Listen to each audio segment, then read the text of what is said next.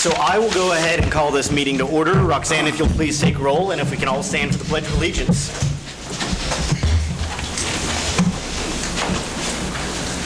I pledge allegiance to the flag of the United States of America and to the republic for which it stands, one nation, under God, indivisible, with liberty and justice for all.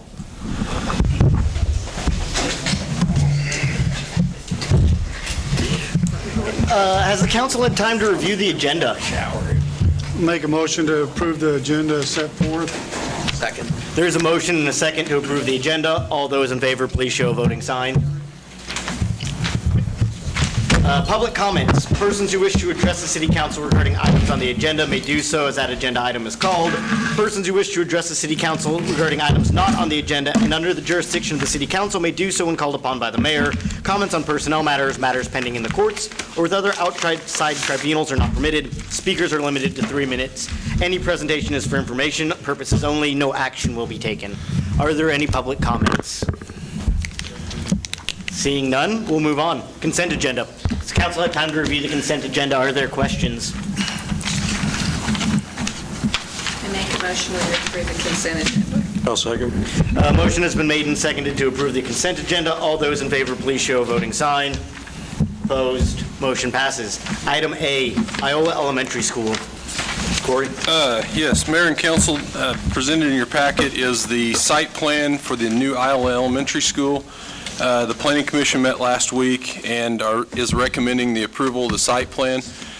Really, the only thing that staff had a lot of concern over was the lack of all the curbing around the site. It was, it stops right there basically at Kansas Drive where the bus drive-in goes in.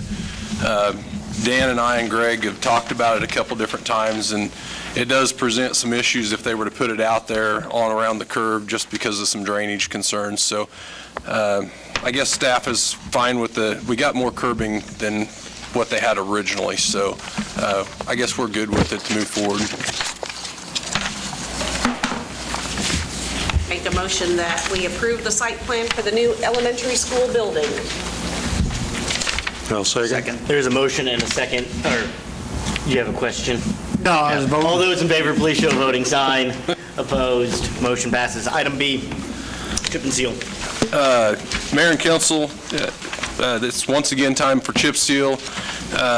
We're taking bids. We sent out an RFP for the road oil, for the emulsion oil on the project. We use approximately 44,000 gallons of road oil for the project, and that's how we based our RFP. We got 2 bids back, one from Vance Brothers and one from Ergon. Vance Brothers was the low bid. They were really pretty close this year, and Dan, if you want to comment, you certainly can get up and comment. I think we used Ergon last year, is that not correct, Dan? And this year Vance Brothers was cheaper? Yeah, last year was Ergon. We've used both companies through the years, and they're both just fine. Both got good products.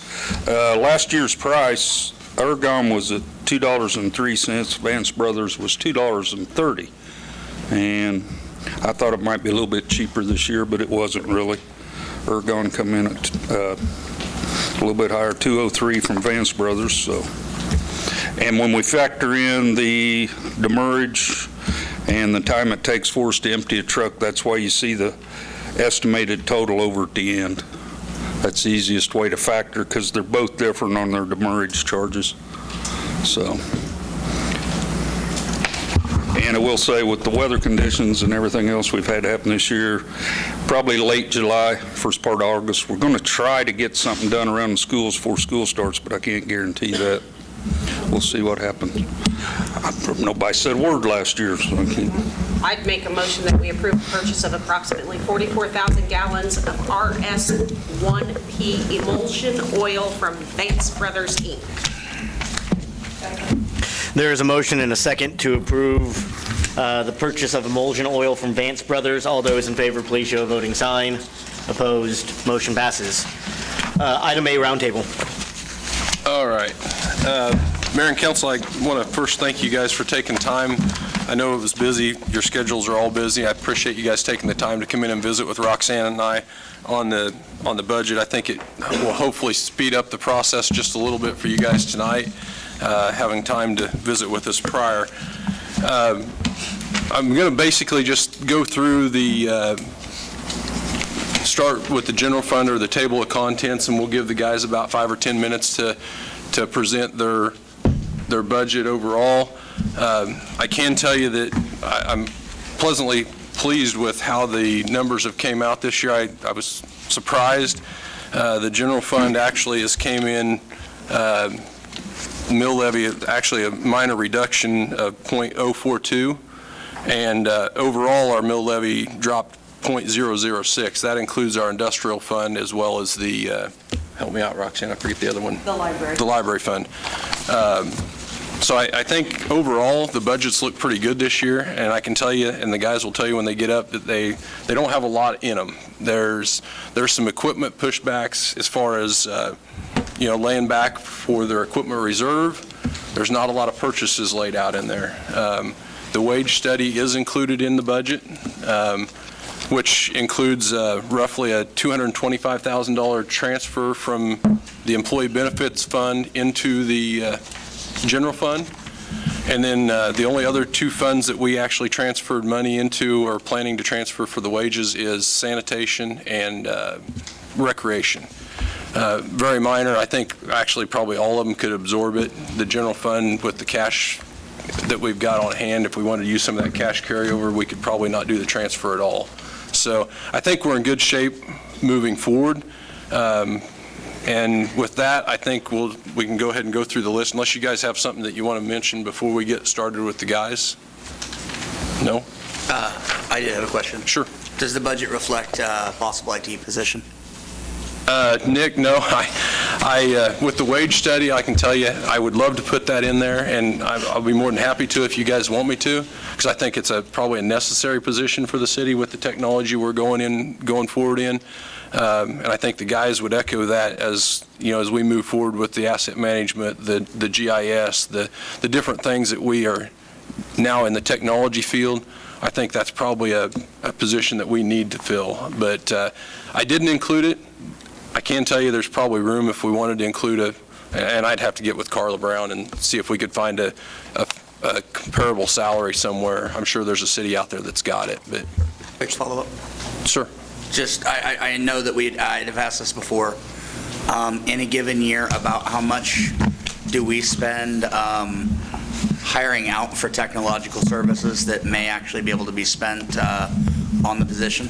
I know we contract with Advantage for our municipal court in the realm of $20,000 already. Okay. We have another 15 or 20 on top. Right. Okay. So, yeah, without adding those all up, Nick, I think that position would be more than just that part of the IT. I could see them doing things with the website, different things with helping with the GIS and keeping those things up, whether it's scheduling trainings for the different departments and on those technology things that we're encountering nowadays. So I think that's something you guys need to look into a little further and come back with some information for us. I can certainly visit with Carla tomorrow and have her get some numbers. I mean, we can slip it in there. It's really not going to make a big effect on the budget. I'm guessing a $50,000 salary. I don't know. I'm just throwing a number out there at this point. So, but if that's something you guys would like to see included in there, doesn't necessarily mean we've got to fill that position, but it would at least earmark some money down the road in January for it. Pay for itself. I mean, $10,000 If you, estimate. you said about $20,000 for court, but if you had an IT position, that court fee would stay the same, wouldn't it? Well, Isn't that for the software and the court program? It's for them to work on their computer. I mean, it does help with the software too, because it's a Jayhawk software, but Yeah, I mean, part of it would still stay likely, Carl. Part of it would Wouldn't be- still stay, so it's not all just a Right, support function? correct. As far as the wage increases, I know that we talked about where the money was going to come from for this next budget. Looking further in the future, what about the year after that? I can tell you, looking at the general fund is the biggest majority of it, obviously. The enterprise funds are sitting really well as far as carrying those on. I don't have any doubt in the future years we'll have a problem.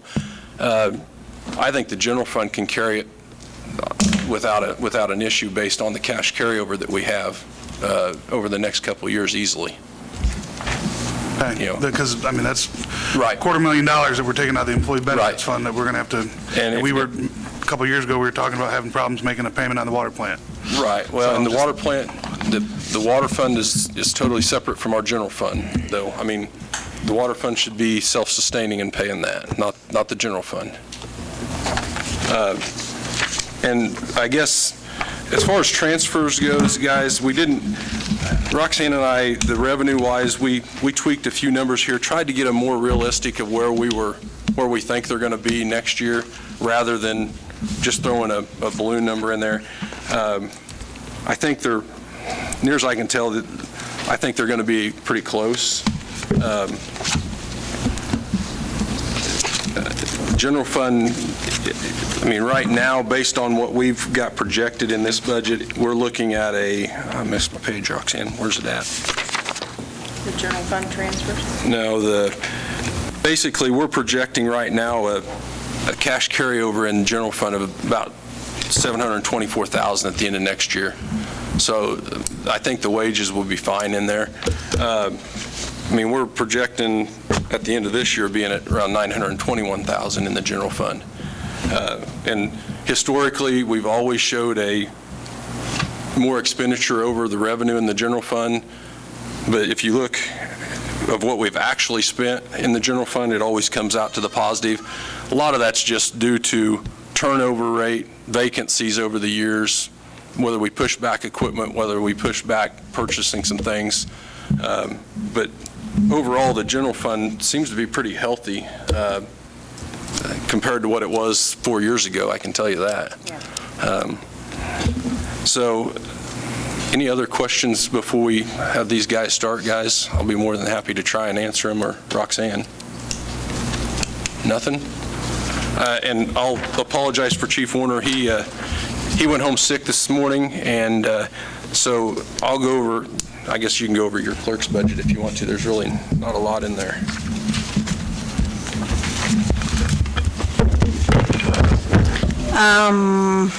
Let's see. We really didn't add anything else into the clerk's budget. You added an extra person? That is Corey's, that was the administrator position, the administrative assistant position. And we just merged that into our department, so we would always have So you got an extra, Well, you'll see, what do you call it? you'll see a switch in Full-time ours employee. versus the Yeah, clerk's customer office, assistant. Mark. The HR person used to be taken out of Roxanne's budget, Right. so we moved her over to mine. You'll see an increase in the administration budget for salaries Yeah. based on that. That's all And that. then we moved that position and downgraded the job title to meet up with the cashier. What and- happens if the city administrator that we get comes in and says he'd like to have an assistant? Well, she's that's what- providing. She's still doing, Chelsea's doing that over in the other office for us still, as far as, taking care of the website, taking care of the Channel 6 and that type of thing. She's also going to do, they're also answering the phones over there. The direct lines don't come in the administration office anymore. They're going directly to the utility office. Right. So the transitions work pretty well. I don't know if it was an underutilization before, or it just seemed like, now was the time to change. We'd always needed to get HR over in the administration side and give her a little more privacy, I guess.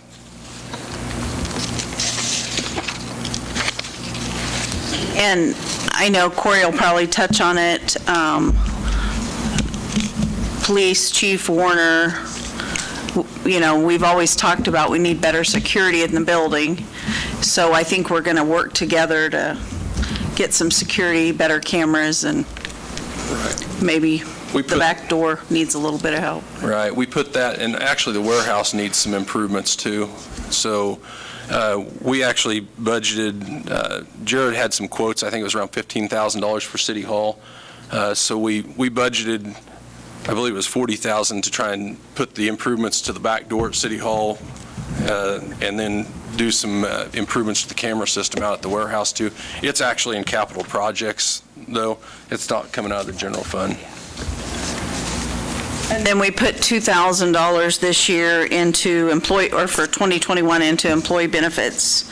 I have 2 employees that are eligible for retirement, so whether they're going, I don't think, but just so we can be prepared. Any questions?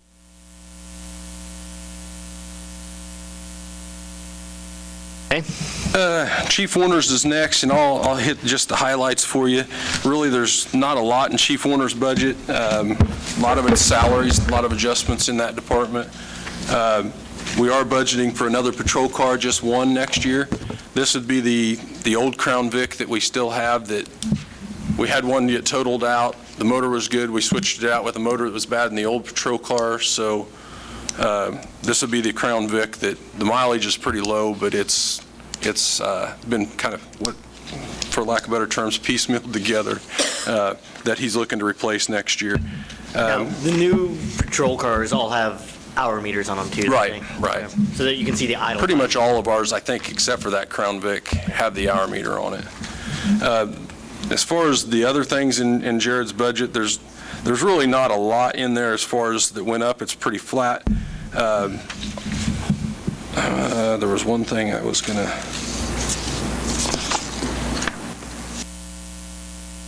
He's got a little bit of money in there to, under his building and grounds that he put in there to redo the flooring in the squad room. And other than that, there's really nothing in the police department's budget. Yep. And he's putting a little bit of money back for equipment for that new patrol car. So overall, that is pretty much it in Jared's budget. And if you guys have got questions on his budget, let me know, and I can Do we know forward the emails. age of the? I know we did them recently, I thought, but the age of the cameras that we have, On City Hall? the body cameras. Oh, they just replaced them. That's what I thought. They're brand new. Okay. Yep. Let's see. If you don't have any questions or any concerns with police, we'll move on to Dan with Street and Alley. When will the new patrol cars be in, do you know? Probably next year. They seem to be, they always seem to lag behind, and it usually is, if we get them by the end of the year, we're lucky. It's usually January or February.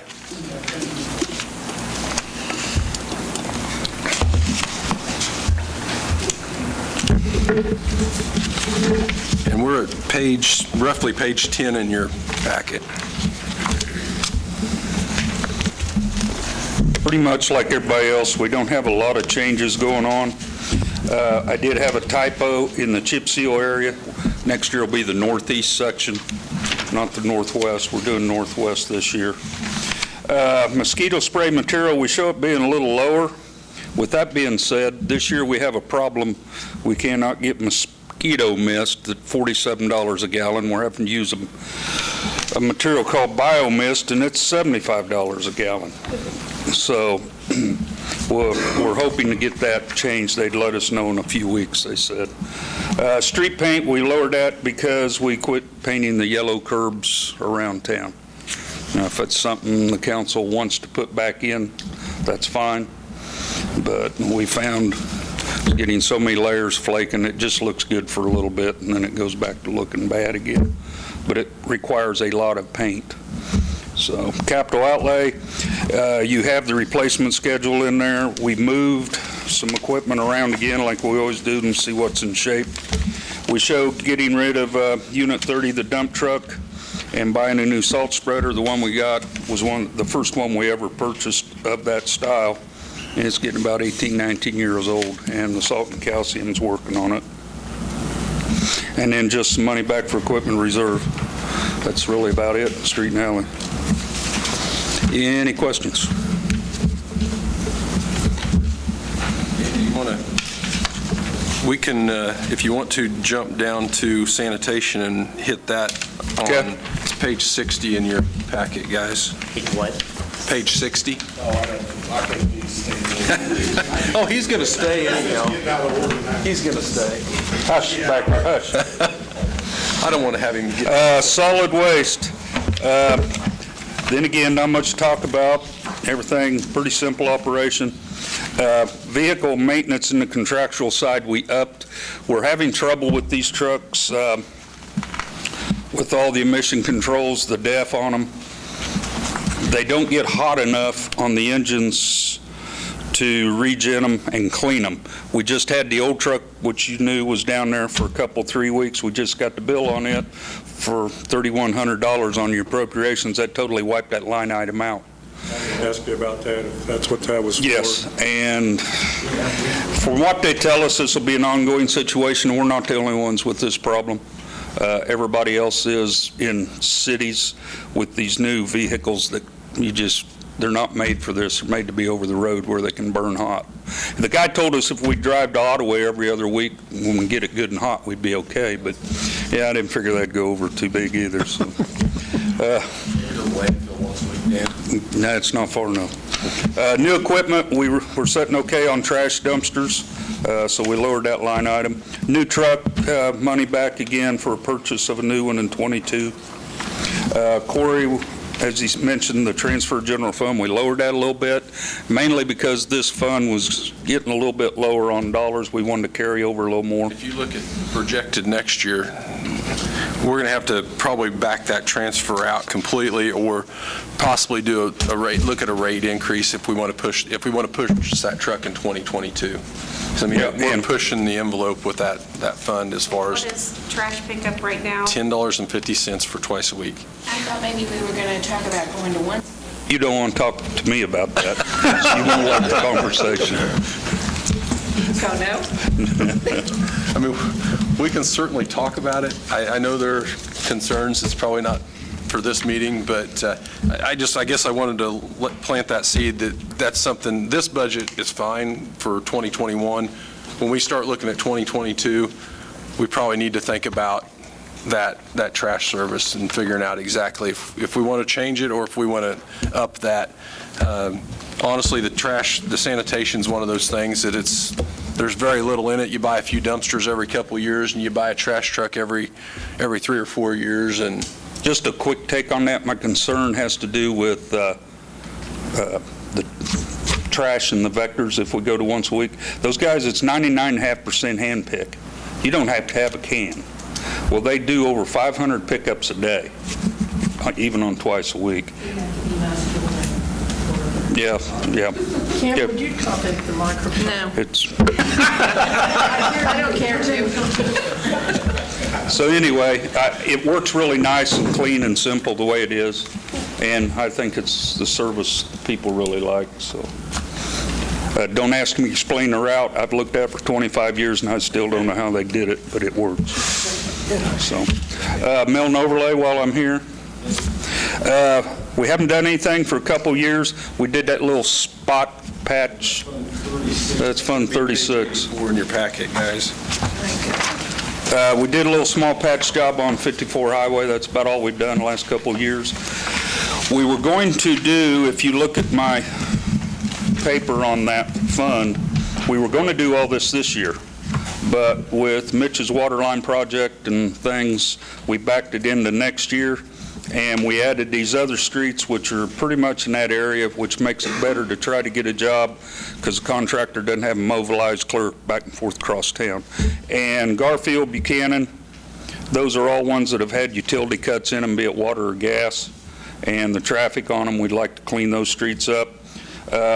Sycamore, we've got a lot of water problems down Sycamore, and we'd like to get that cleaned up a little bit. White Boulevard, we actually overlaid that in '98. I'd say it's held up pretty good.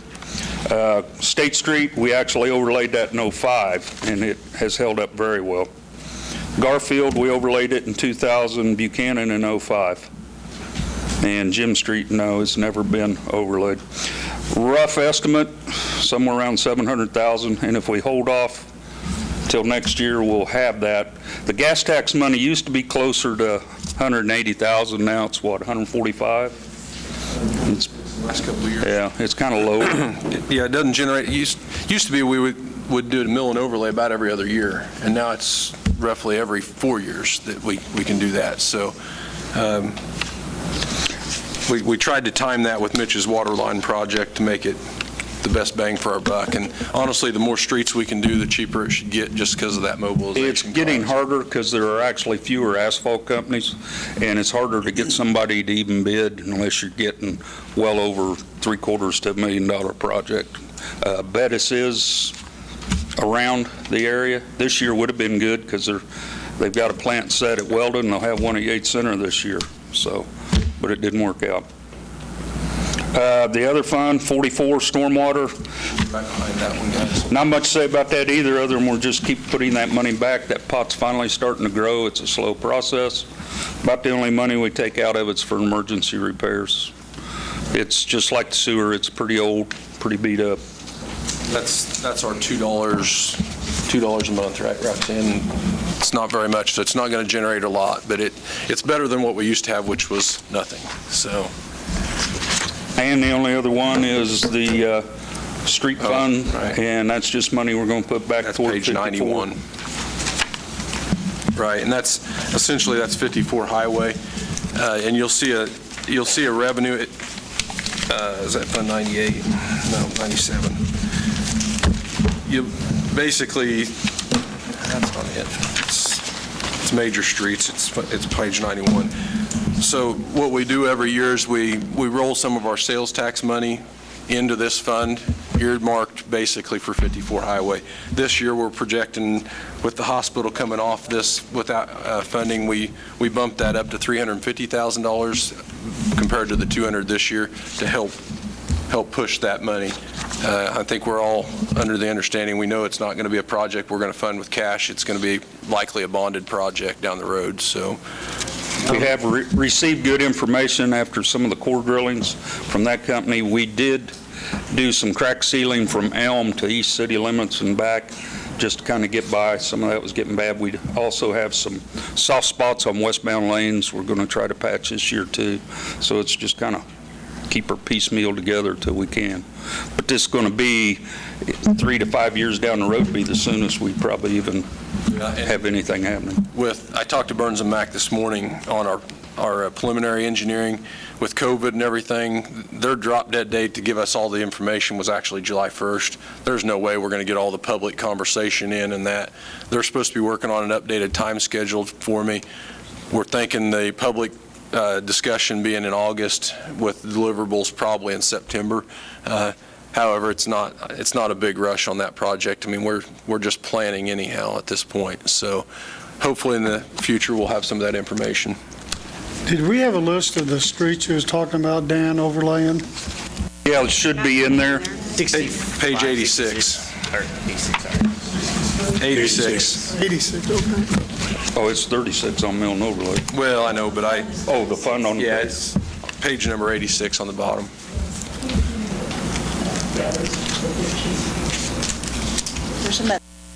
Right? I'm not sure.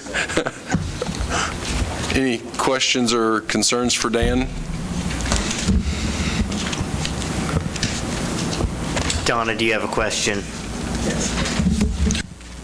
Mike, Donna. I will.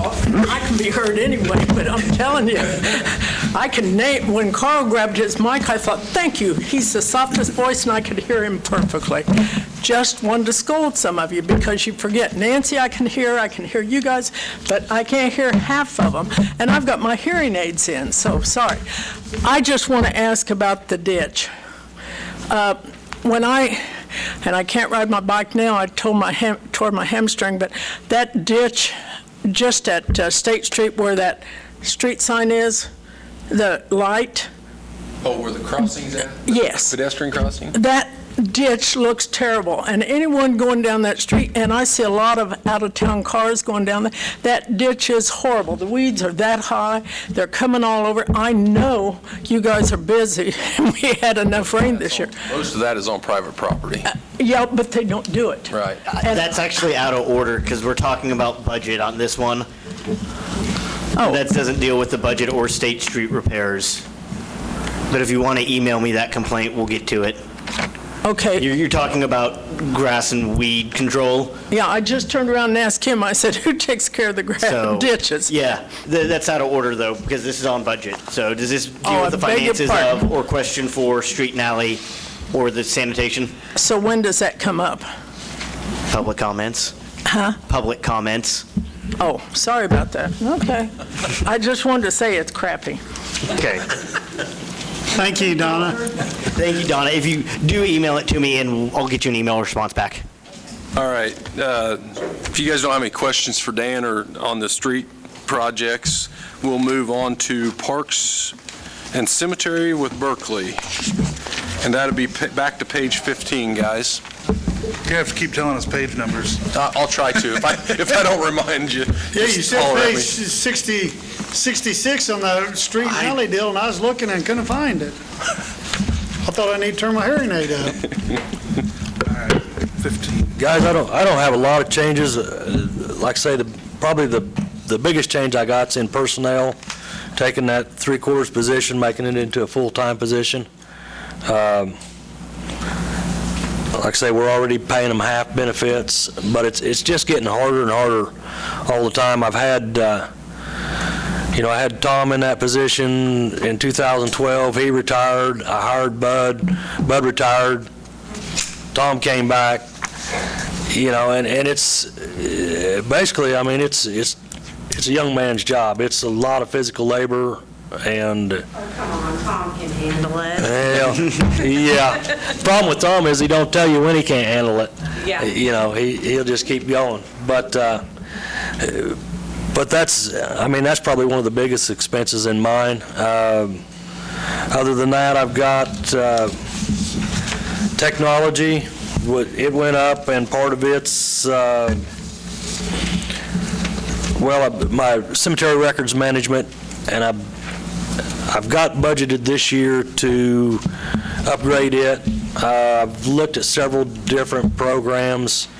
Quite honestly, I'll probably end up going with Encode just because I know when I'm gone, when Roxanne's gone, we've had Encode for 20-plus years.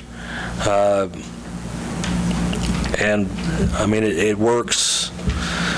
I don't know whether it's the best program out there, but comparable. I mean, it's not bad in price. I've been kind of working with Advantage, and they've got a program they've started, but they're still in the process of. I mean, it's not finished, and I don't know whether I want to be a guinea pig on a program too bad. Yeah, at least. And I haven't sat down. I told Roxanne when we get through budget, I'll probably have her get with Encode, and we'll sit down and do a demo. But I've talked to them several times. I've talked to CIC. There's some other programs out there, but you're talking $30,000, $40,000 programs compared to, $6,000, $7,000. So, but like I say, the biggest thing, the program I've got now just has no technical support. We're taking that out of the cemetery trust fund, Yes, correct, Berkeley? yes, So and that'll be out of the cemetery that's trust Fund fund. 25, back on page 80. So like I say, my increase in that, part of it's Out of the general fund. the annual maintenance fee on Right. that program, and then the Sims program. So, Most departments, you'll see a little bit of an increase in the technology, almost all of them, just because of our system maintenance, the SIMS, the OMS, whichever one we get to working. Almost all of the budgets have went up because of that. capital outlay, I've got 2 mowers to replace next year. A 2010 Hustler and a 2014 Grasshopper.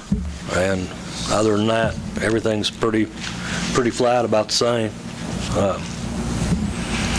Unless you guys... You went to the one full-time position now this year, or for the budget? I haven't yet. But that's what you want to do? Yeah, in 2021. Are you going to have to add again in the future when more stones get up? I mean, how many bodies are we putting here? Well, right now, I mean, I've got 4 full-time, and then myself, and then a three-quarters position. So basically, we'd just be making that three-quarter position back into a Right. full-time position. I just didn't know with the more bodies that we plant and everything, how many are out there now? Do you got a stone count? No, 5,000? Yeah, I can't even really tell you. I can tell you that I know in the cemetery records management program, I've got almost 20,000 entries, and some of them, I mean, that's just entries. Some of them are 8-space lots, so that don't tell you anywhere near how many stones are out there.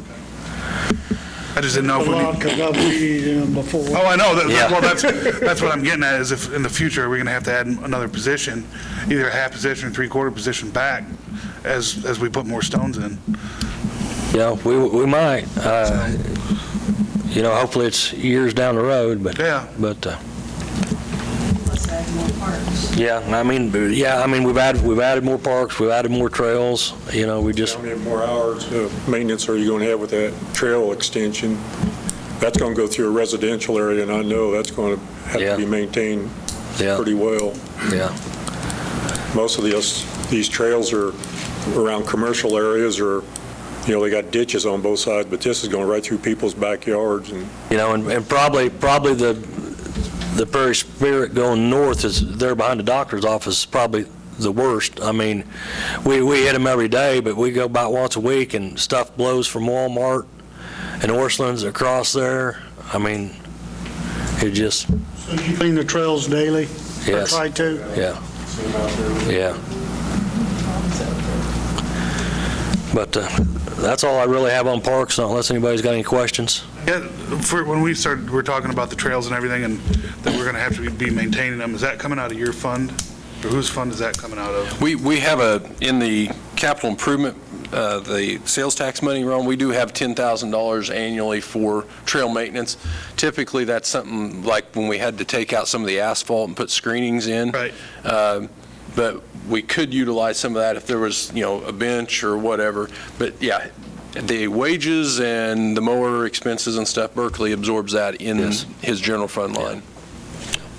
Did you take a big hit when we started having to do all that? I tell you, it just gradually came, Ron, so, it's basically nature, do more with less is what we're told, and that's what we're doing. Yeah. Do you have any idea how many man-hours is spent mowing that at a time? Not really, Gene. And we kind of talked that on this SIMS program of tracking the mowing. I can tell you roughly how many hours it takes to mow Highland, how many it takes to mow the West Cemetery, but I don't really try to break that out because my guys, kind of like Ron tell you, we might be in 5 different places in a day. I can probably get monthly totals, weekly totals, daily totals pretty easy, but I was just curious of Yeah. how much those trails added to your expected labor, manpower during the year. That's all I was wondering, Burke. yeah, I haven't got it broke down. I can probably figure it, but No, don't worry about it.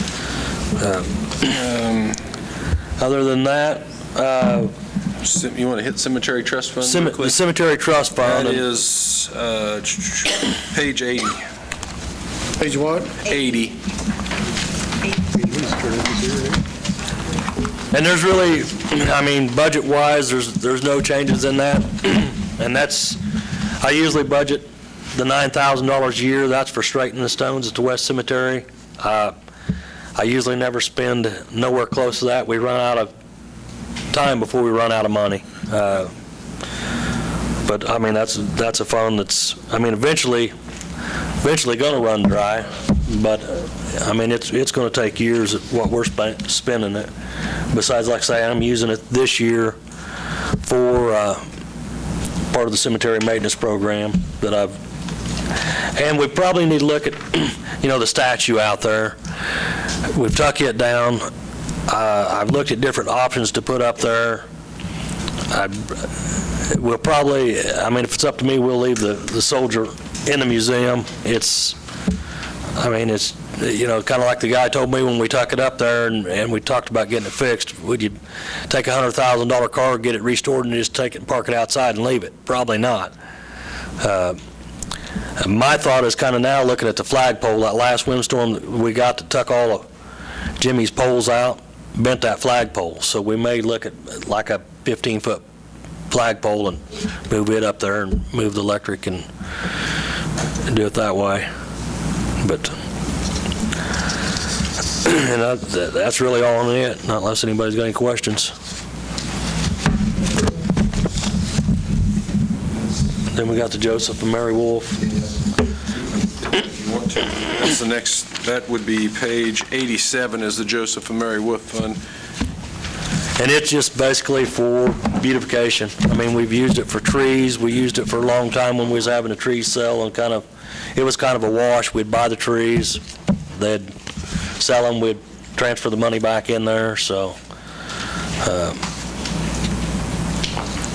But it's still got quite a bit of money in it, I mean, as far as. Yeah. Yeah, we allocate just a little bit, a couple $1,000s a year if Berkeley finds something landscaping-wise he wants to do. Replacing trees or whatever, so. But that's about it, not unless anybody's got any questions. All right. All right. Appreciate it. Thanks. Thank you, Berkeley. All right, we'll go back to page 18 and go to the fire department. Yeah. Fire and EMS, I should say.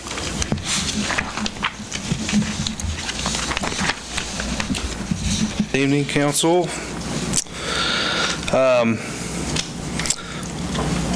Everything looks pretty much the same. I've got a few additions, and one of those was the 3 sets of pants and coats. And there's kind of a blip there. I requested 6, but we changed that to 5,500 in the budget. So I think yours may say 6,000 on that. So so there was a typo. So it's 5,500. Right. Let's get to the point. Instead of replacing all those gear, all 12, 13 sets of gear in 2022, my thought was to spread it out just due to the cost of the gear. This is just pants and coats. It's not helmets, not gloves, not boots, no hoods. So, and you're looking at $1,850 a set. So for the cheaper line of stuff. So I thought if we space it out and do it for the next 2 or 3 years, it'd be cheaper on the budget that way. So for sure. The next item was vehicle maintenance contractual. We've put in for the grant for 312 for the last 5 years and been unsuccessful. Unfortunately, the tires on this old truck needs to be replaced, and they're to the point where they're bald and they're weather checked and they're unsafe. So I budgeted or wanted $4,000 to put in the back for tires, unfortunately. So you hate putting $4,000 worth of tires on a $4,000 truck, but it is what it is. So we got to keep it running. That truck covers Gas City and the rural fire district. So, and then under vehicle maintenance commodities, I added, and under supplies, I added requested for $2,000 extra just because of the age of the vehicles. We're having more breakdowns, more little pieces and parts break down, and hoses and belts and that kind of thing. So, and then I just wanted everybody in Equipment Reserve to know that just due to the age of some of the vehicles that we have in the future, the next fire chief's going to come to you and ask you for probably a new truck here and there. So I just wanted you guys to know that it's probably coming. Right now, our first out engine is at Merle Kelly getting a new rear end differential put in.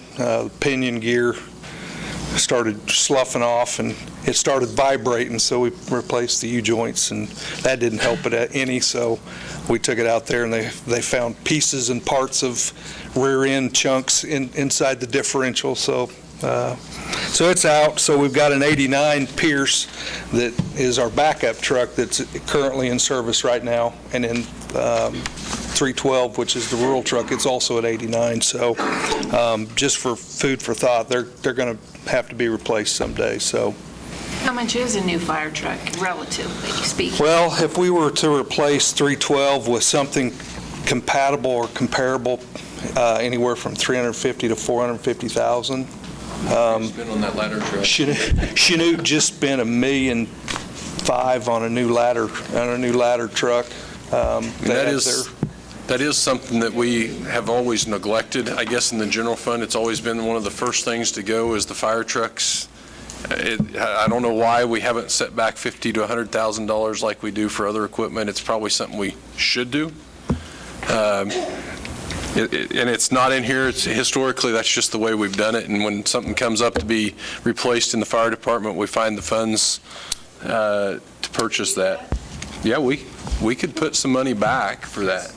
That's a lot of pay. It's wise to. Yeah, food for thought, for sure. The only other place that we had a reduction was from the miscellaneous. That would be page 20.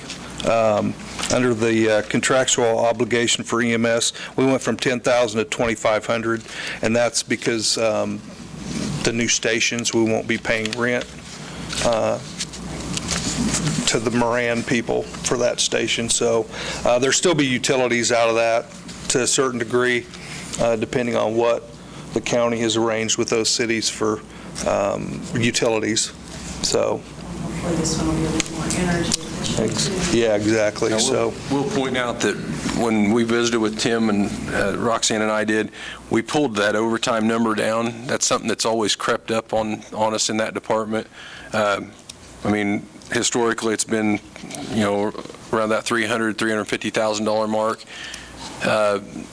Tim's implemented some changes back when Sid was here that's paying dividends on how we call people in, that we really feel like we're going to see that number come down even this year. So we bumped that down to that $225,000 mark.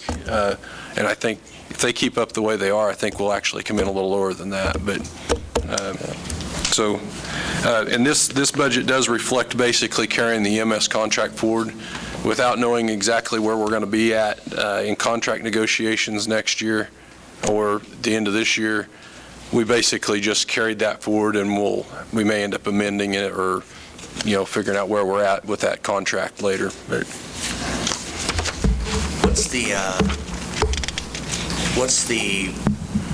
I guess I'll just ask you, what's the safety concern? I mean, if we're rotating out the equipment on a drawn-out basis, is there any security concerns about, older equipment breaking down sooner than new? sure. I mean, Fence and things? Worst case scenario is if we're in a house that's on fire and two of my people are inside and we have a catastrophic failure, engine failure, pump failure of this truck, they could get burnt, may have to get out of Dodge pretty quick. So that's always a concern, especially when you have older equipment failure. So, yep. What would be a good timetable for replacement if we were going to make that if that was going to be a priority? When would you recommend that we start phasing out the older vehicles? In 1966, when they signed the initial agreement for RFD2, they purchased a truck. This truck lasted until 1989, so that was 23 years old when they replaced it. So they replaced it with the truck that's 31 years old right now. So we've taken pretty good care. The old truck's been down some rough roads and been through a lot. It's been on fire several times. So, and grass fires where it got stuck, and guys end up having to put it out. But it's got some war scars on it. But we try to keep it as best shape we can. But it's a 1989 truck. So, yeah. I mean, I would like to see money start going back, because it sounds like it's going to be a rather large expense if something happens, and Personally, I'd rather see it get onto a replacement schedule similar to what we've got with like dump trucks and street sweepers. And it's a unique truck. We all talk about fire trucks, but there's ladder trucks that serve a purpose. There's pumpers, which serve a purpose, and then there's rolling pumpers, which this truck is. So what that means is the other trucks, when you pull up to a house, you stop that truck and you put it in pump gear, and it's stationary. It sits there and pumps water. Where 312, you can start, it's got two motors on it, so you have two engines on this thing and a pump, and you can roll down the road 50 miles an hour and shoot water out the nozzle and put grass fire out with it. So it's called a rolling pumper. It is the only one in the fleet that does that. So I would like to see money put in for future, whatever kind of truck craps out that we need. What's your I think guys' we should be saving for it. What's your guys' thoughts as far as financial? I mean, are we thinking $50,000 or $100,000 or? What do they cost? yeah, we're looking at $350,000 to $450,000 for a truck. For a 31-year-old truck? Yeah, I mean, fire trucks are just expensive. I think we give, in 2010, we give $680,000 for engine 311. When you make your grant applications, do they give higher credit to those cities that have a certain percentage to put towards the replacement cost? You know, last year, there was no vehicle awards in Kansas. So this year, I don't know how they're going to rate or rank that assistance to firefighters grant. So we probably we're getting pretty good at it. We think we wrote the best grant that we've ever written this year, but you know, it's kind of like winning the lottery. It's nice to win, but your chances of winning isn't very. Award amount. Pardon me? What's a typical award amount on a grant? It's 5%. The city is 5%, so it's a 95% payout. The tanker, we have a 2003 American LaFrance tanker that was an assistance to firefighters. I think it was $165,000 in '03, and I think the county paid 17 or 18. Hold me to that, but right in that area, it was pretty much equal to a patrol vehicle at that time. The grant, you'd have to use it that year. Yeah. And so we would have to come up with some money to throw in with the grant. And when is this grant going to be awarded? Well, it was supposed to have been in April, but with COVID and all the government things going on, then they've postponed it. So usually I either get, hey, I get a turn down letter, or hey, you've won. So I think $100,000 a year is what we need to look at until we get them on a regular rotation. I mean, we need to get some funds built up somehow, some way. I would agree. I would start with more than 100,000 since we're so far behind. I would start with more than 100,000 since we're so far behind. 125? I wouldn't be surprised about. I could see that. These trucks have needed to be replaced for a long time.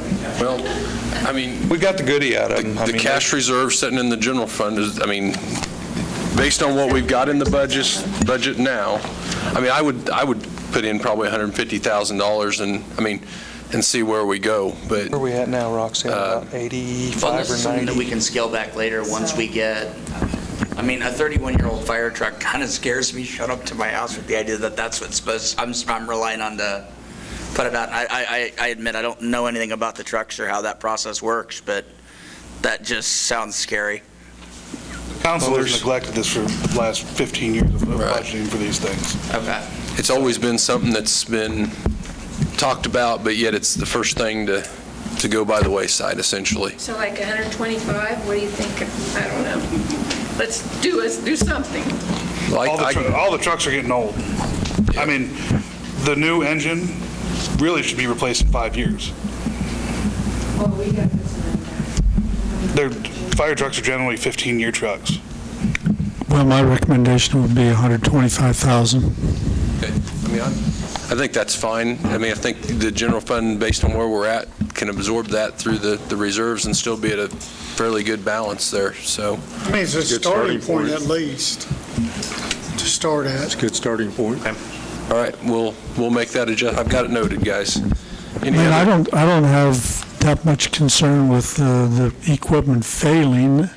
I think there's less chance of that older equipment failing than there is with a new truck that has emission controls. The computer shuts down and it quits. At least the old equipment keeps going. Unfortunately, our new truck has more electronics. It has 3 onboard computers.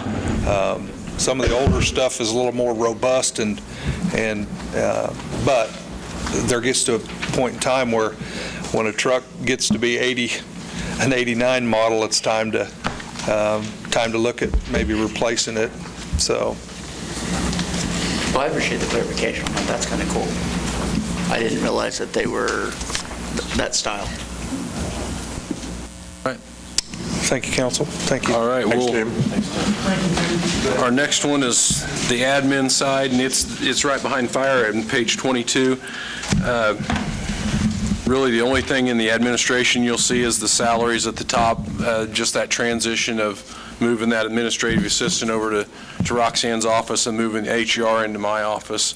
And then $1,500 we budget. I've got about a 3-year cycle on computers. There's 3 people in our office, so usually budget $1,500 a year to cycle computers out. But there's technology expense in our department went up quite a bit, mainly because of the sim stuff. The van's still plugging along. We've got the money in equipment reserve. If it ever decides to lay down, we can go out and we can deal with it then. So we'll keep plugging along with that. There's really nothing else in there that everything's pretty much just straight across the board in that department.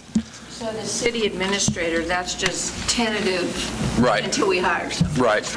Yeah, just basically a placeholder number for us at this point. I mean, that 2020 projection was something that would have been about where Sid would have been at that point. So Carla based this one on the discussions you guys have had with what we advertised at. So that's the admin in a nutshell. There's really not much there. Got questions or concerns with it? Is that technology spent software, or is that them having somebody come in and do it? No, that's more of the SIMs. That's more of the maintenance agreement and purchase price of that, or the annual fees. One thing, if I do, I'll ask you guys now, since you brought it up a little bit ago, the IT position, if we put that in, would likely go under the admin department or Roxanne somehow right in there. So I'll slip it in and see what it looks like. It may come right back out, but I'll put it in there and see where it goes.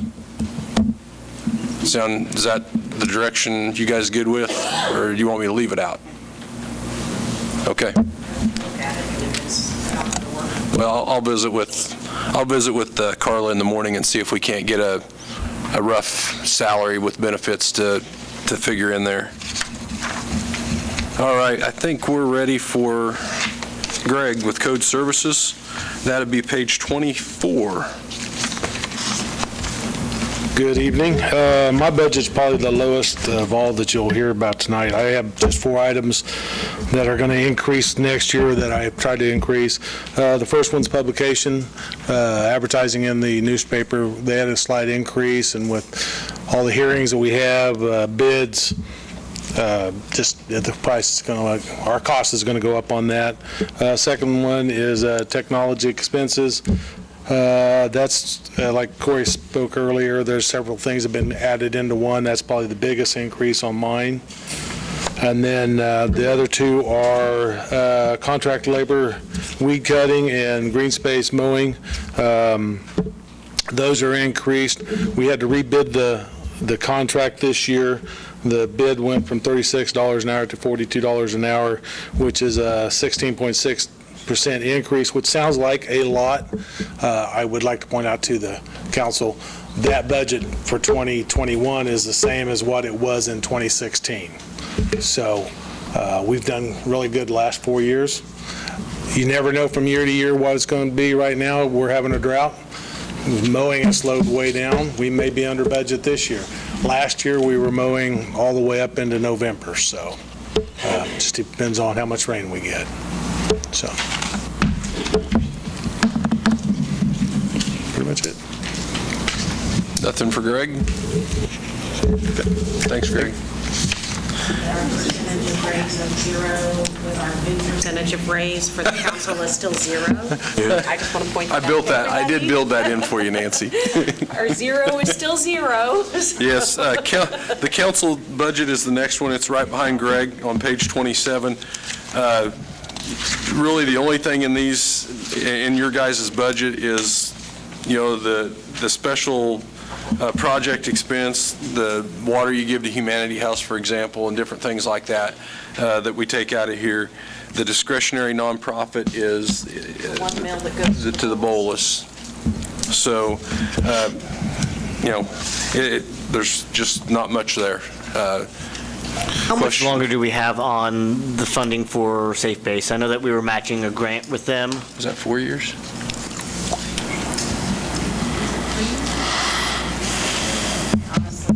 Okay. I can't remember, John. It seems like to me it was like a 3 or 4 year grant. Like we ought to be getting about to the end of it. Yeah, and that may be something that we can back out of that 2021, or especially the 2022 line item, or projected there. Okay. We'll check on that. Make a note, Roxanne, because I'm curious.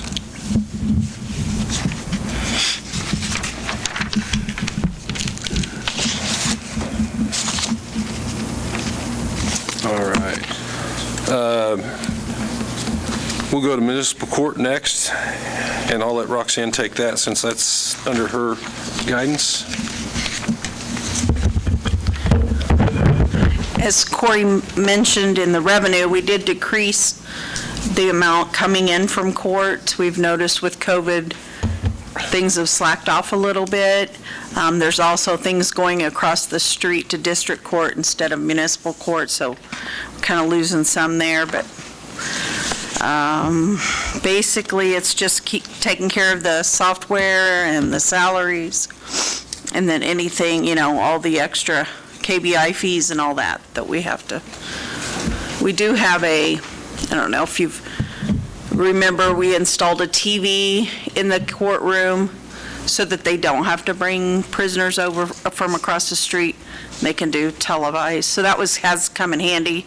With COVID, we were able to do court with just attorneys, so that was kind of nice. But we do have that technology in place, so we shouldn't have any extra expenses.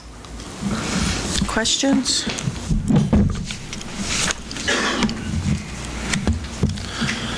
All right, courts and this library, the next one, we can pretty much just skip over that. That's basically an in and out for the personnel services and insurance for the library personnel.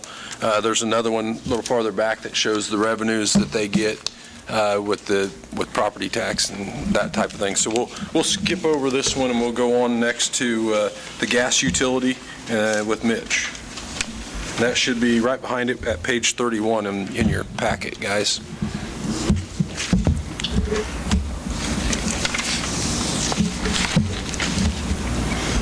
On our capital outlay, we was still setting money back for the trencher, but we're sliding it back, and we're also sliding Unit 58, a dump truck, back, and we'll probably continue sliding the dump truck back for, I'd say easily for another couple of years, 2 to 3 for sure.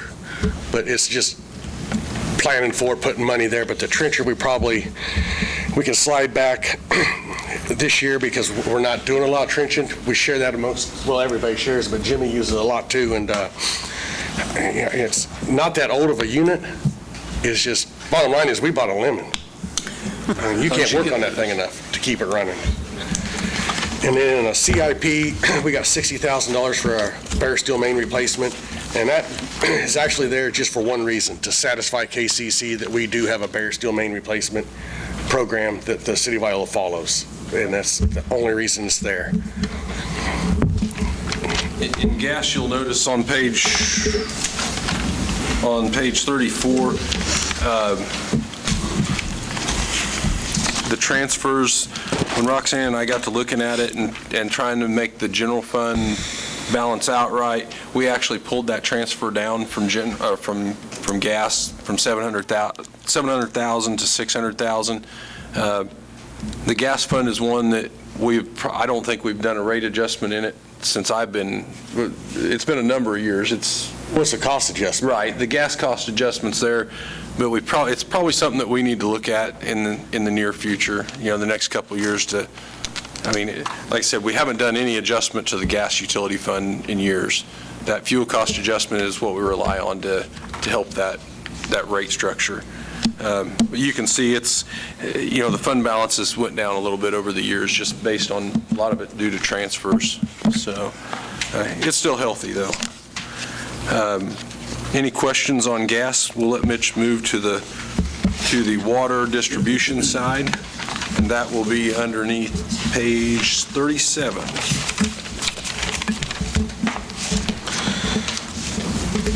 Water. 3738, right in there. Really in the water, we got $5,000 in capital outlay, and that's mainly for water meter changeouts, and $150,000 in main replacement in the CIP, and that's it. That's all we're doing in there.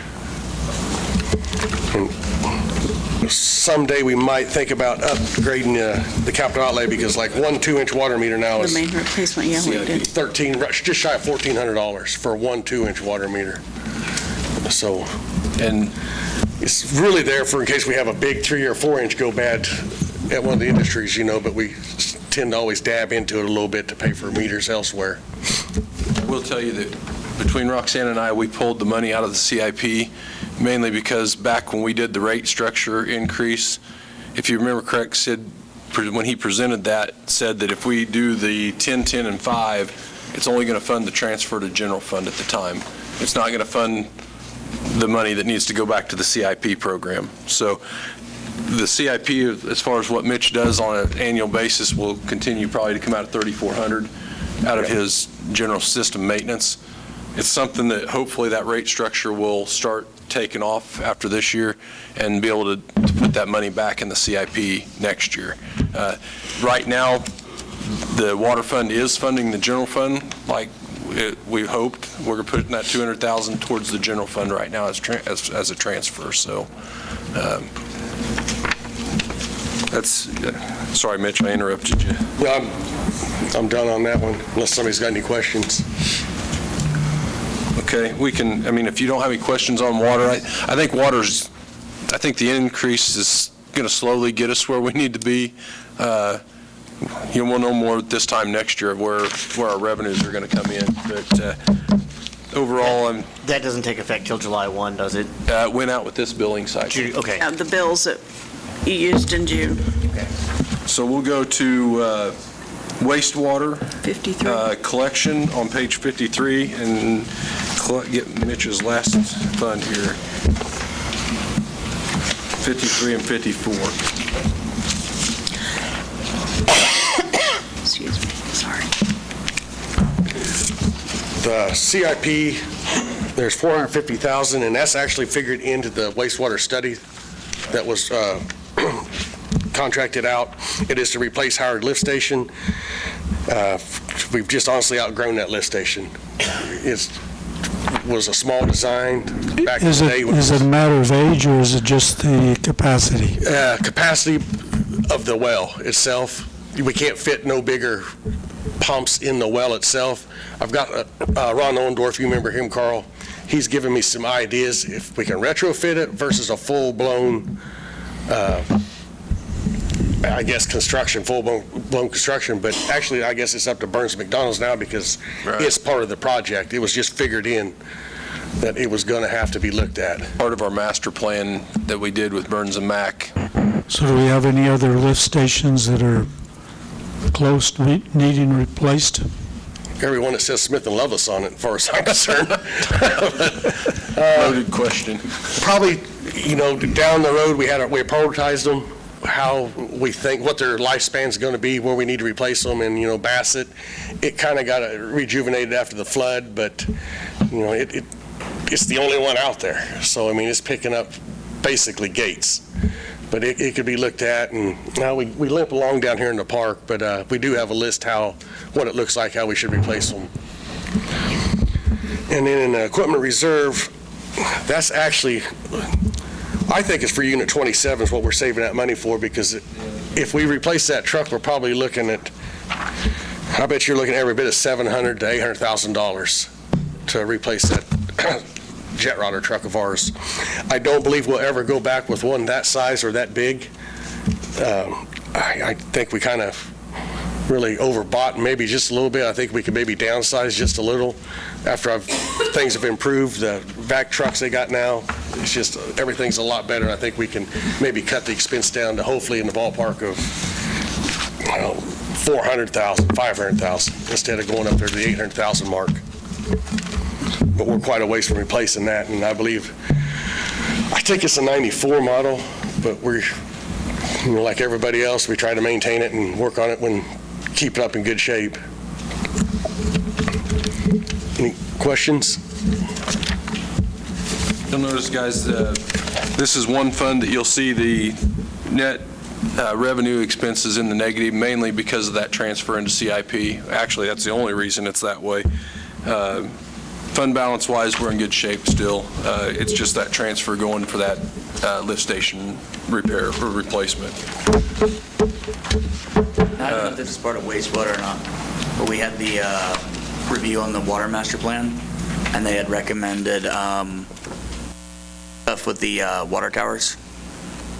We can get in that when Toby comes up. That you get everything, Mitch? All right. Don't have any questions for Mitch. We'll move right along, and we'll go back up to page 37, and we'll get Toby with the water treatment. Way past me. Okay. All my contractual stuff, I try to put straight across. If I did have a little increase, I decrease another fund, so everything basically is straight across. As far as capital outlay, our chlorine feed equipment is 15 years old. We have to have chlorine. We don't have chlorine, we don't have water. So parts are starting to get hard to come by, and hydro is what we have now. We have real good luck with them as far as working on them. We just get rebuild kits and rebuild them, but the rebuild kits are starting to be harder to get, and with chlorine being as important as it is, you have to have it. I'm trying to be proactive and get them replaced before they do fail, and then we run into some kind of a major catastrophe, because, without chlorine, we don't make water. We shut down. So that was one, and replacing our 3 SCADA computers. Those are all Windows 7, so they're not, you can't, they need to be replaced. So that was the 2 the expenditures that I had on capital outlay, was the chlorine equipment and the computers. And you want to try and address Nick's question on the water tower? What was the question on the water towers? So we had the question about the mixer on the north side of town, making sure that we're mixing the water properly. That is on the south end of town, at the gates. We're looking in, we haven't made any major purchases or anything yet. It's just part of the down the road we may look into, but right now Oak Street needs to be painted. Towers are expensive to work on and to paint, because it's just nothing, you can't go out and do it yourself. You have to have people come in that do it for a living. So I'm also looking into possibly signing the city up with a maintenance program with somebody that takes care of towers, and I'm just preliminary talks right now. I haven't got any prices, I haven't got any what it consists of or anything else, but then the city owns it, but they basically take care of them, because we don't have tower climbers, we don't have. It'd be similar like your solar bee. It'd be like the solar bee on the wastewater side, yeah. And one of these days when everything COVID's over with and we can kind of get more people together, I may put that on the agenda to kind of talk to. So right now, we're just in the preliminary stages on it. Thank you. You bet. Anything else on water? Wastewater total. Wastewater will be real quick. The only thing on there that even... That's at page 50, probably around 56, 57. Yeah, everything there, it stayed straight across. The only major expense we have there is our Solar Bee maintenance program. And we do that every year since we did the upgrade in '08. They take care of them, they maintain them, they keep them working. And that's about it for wastewater since we just have lagoons, there's not a whole lot to it. Anything on that? Okay, thanks. Thank you. Toby. All right, we'll jump back up to electric utility, and we'll start with the distribution with Jimmy on page 45 in your packet.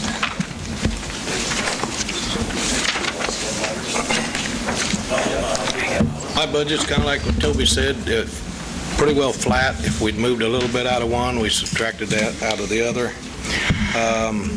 On the capital outlay, I just left my tree trimming program.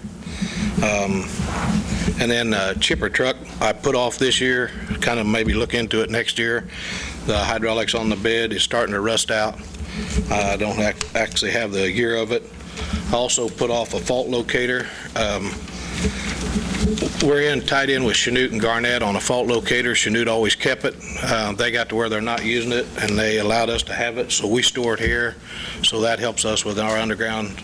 So there wasn't no sense buying one. I got to admit, it's older type, but it still works compared to the suit type. But it's one of them deals that as long as we're getting by.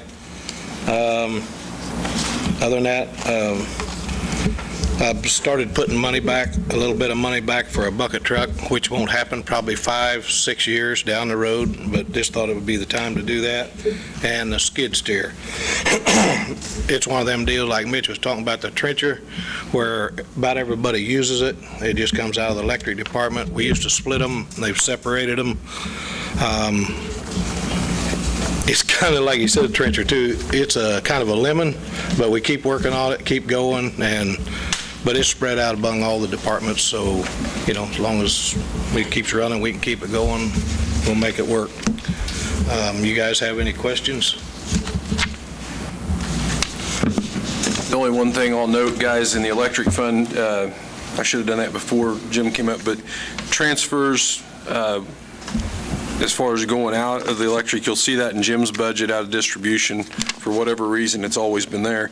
We're keeping that flat to the general fund, 1.8. We did increase that just a little bit to recreation, just to help. Recreation's one of those things. I know Sid in the past and Carl in the past has mentioned that there's no good way to fund recreation. It's one of those funds that you got to have, except for you just don't know how to fund it without a rec commission and being school district wide. So Roxanne and I figured we needed to up that just a little bit to help the rec fund out to 260 next year. The other thing you'll see in those transfers that's a little bit different is to the stores fund. The stores fund is pretty much an in and out fund, always working pretty much on shoestring as far as the cash they have on hand. And we upped that and everything except for the water fund, $7,000. And basically that just helps us, Roxanne, keep that fund going, because we almost every year we're amending the store budget. It's like I said, it's an in and out thing, and it's pretty much to cover salaries in that fund. But I just want to point that out on transfers. Pretty much the same, but. Anything else? I got a question on the storm damage repair. You mentioned in here that we have 2,500 poles. How many poles did you actually replace in the last year? I think usually we replace around 60-some poles per year is what we try to do, which is rock poles, broken poles. This year, yes, I'm going to be probably over that quite a little bit. We lost 17 in a row out there, and I think I had 5 more during that storm. But Corey and I have talked, we do have an insurance on that we ought to be able to just get part of our money back for that storm break, which will save us quite a little bit. The steel poles is definitely going to cost, but I recommend you look into them. I mean, we've lost that out there twice, and the only thing we haven't lost was the steel, and so I would recommend that we steal it from there to Patterson Avenue and just see if we can stop that from happening. Got those on order. We do have them ordered. We replaced them with a Just better because the plastic. winds are higher on that west side? She's wide open from the river there. There ain't nothing but a corn stalk, and if Strickler plants beans, we don't have the corn stalk. Thank you. Thank you. Thank you. All right, we'll jump over to page 49 and go to power generation with Mike. Good evening. I'm about like everybody else. I kept mine flatline too, other than capital outlay. I got $30,000 in there for a new roof on the Wartzilla. As you can see in the memo, it's 23 years old. It's starting to split and crack at the top. It's a membrane type roof, so it's kind of a unique type roof. And in the CIP, I'm going to like to start putting money back to replace the Alice Chandler breakers that takes care of the 5 EMDs and the station power breaker at Bassett, which we're going to put 75 back in 2021, and we'd like to put the remaining half back in 2022 for capital outlay that year. Other than that, it's pretty much straight across the lines. And we do have, they don't really have a project earmarked for some of that CIP money, but we're still putting a couple $100,000 back in that CIP just for big projects. When you have an issue at a substation, it'd eat it up in a hurry. But the CIP and the electric fund's very healthy, so. So what's our current generation capacity? 26, Carl. And what's our peak usage? Well, we got to have the spinning reserve of our peak plus 12% spinning. 12% now? Yes. And last year it was right just short of 25. So we're real marginal of and I look for really this year to be a little bit lower of a peak with losing a little bit of what we have in town. But for right now, we have that 26 is adequate? It'd be real close. I'll tell you in August when we get our testing done if it was adequate. We're still discussing that with the gentleman we got the other generation units from, trying to get that third unit. Yeah, we got a lot of the third unit bought and put in place. The breakers are there, the wires pulled, everything. We just got to get the unit slipped in. But since the COVID thing, it's kind of shut down all that kind of. That money's earmarked for this year, actually, expenditure-wise, Carl. So we have one unit that's not in operation yet? No, we have one unit we didn't get purchased. We're still one unit. We was planning on buying 3, and one of them got sold before we pulled the trigger on the project. So he was in the hunt to find us a third unit. How to bring us up a little bit higher as far as capacity goes there and get us above that. One more unit would definitely put us above the spinning reserve mark. You'd be a lot more comfortable with the third unit. Thank you. Any other questions? Thank you. Thank you, folks. Have a nice evening. We'll look at the recreation fund. Jason must have double scheduled something. He texted me and said he was out of town, so. Before all these guys get out, hey, I want to tell you guys all thanks. This really made a big improvement. You guys able can to stick see this around. early, so thank you for all your work. Thanks, guys. You can stay a little longer. You just can't hold them in here.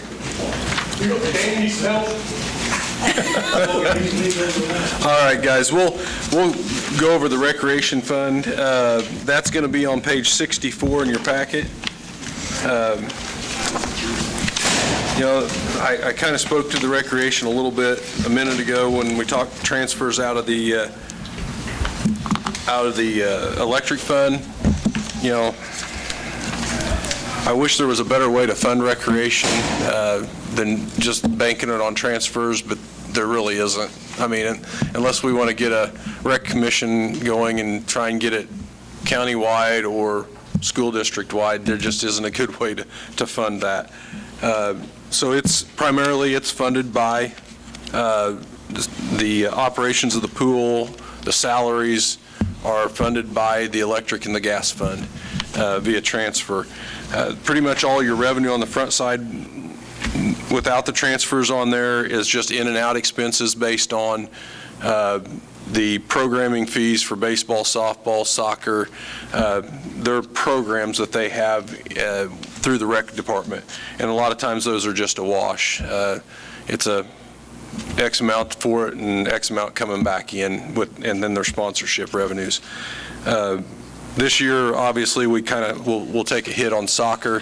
We refunded everybody in soccer. We had already bought the shirts. We gave them to them. The sponsorships were paid for, and so most of those people, the kids that played baseball and softball, just transferred their entry fees over to that. So I imagine on the pool this year, we're going to see a loss of income, but also a loss of expense on employees. Well, it's going to be lower this year, obviously, but and with any hope that pool will be open come Monday morning. So recreation-wise, there's really not a lot in here. The CIP budget for recreation was created back when we got the flood money after last year. That was the insurance proceeds. We didn't use all of that $300,000 to put the floor in, re-epoxy the floor. Jason and I have talked through his evaluation, and we're going to work to get there's some other improvements to that building that need to happen. And we'll come to you. It's not in the budget because it's more of a expenditure that he's trying to get together now for maybe this year yet. A couple things, painting the building. We've got some HVAC units, some of them little wall strips in there that are bad that we need to replace. And gosh, there was one more thing in that. Oh, the roof. We've got some roof issues. Have the leaks in the roof been fixed yet? No, that's something that Jason's been working on. They've been repaired or temporary, Carl, but they're not. We need to just do a full-blown replacement in that one section, really, to get it right. What section is that? The piece over the restrooms and then the piece over the little theater. The gymnasium actually has a big metal roof on it, so it That's normally always leaked there. Well, there's a few drips in there, but most of that's probably just screws and things that aren't, the epoxy shrunk up over the years. But recreation-wise, there again, there's not a lot in there. A little increase in their insurance, mainly because of the flood insurance and our personnel service insurance. Was he putting anything back, Roxanne? I think we pulled that stuff out. He actually was budgeting for some equipment, and based on the way we looked at the revenue versus the expenditure, we backed out his replacement of his gator and some of those things until we can get a little more solvent there or figure out a better way of funding it. So some in equipment reserve that he could use already. Right, yeah, he does have some laid back in equipment reserve. It's probably just not enough to do exactly what he wants, but recreation-wise, like I said, it's a hit and miss budget. Just curious what the medical expense. The medical expense would be for if we had a drug testing for seasonals and that type of thing comes out of there.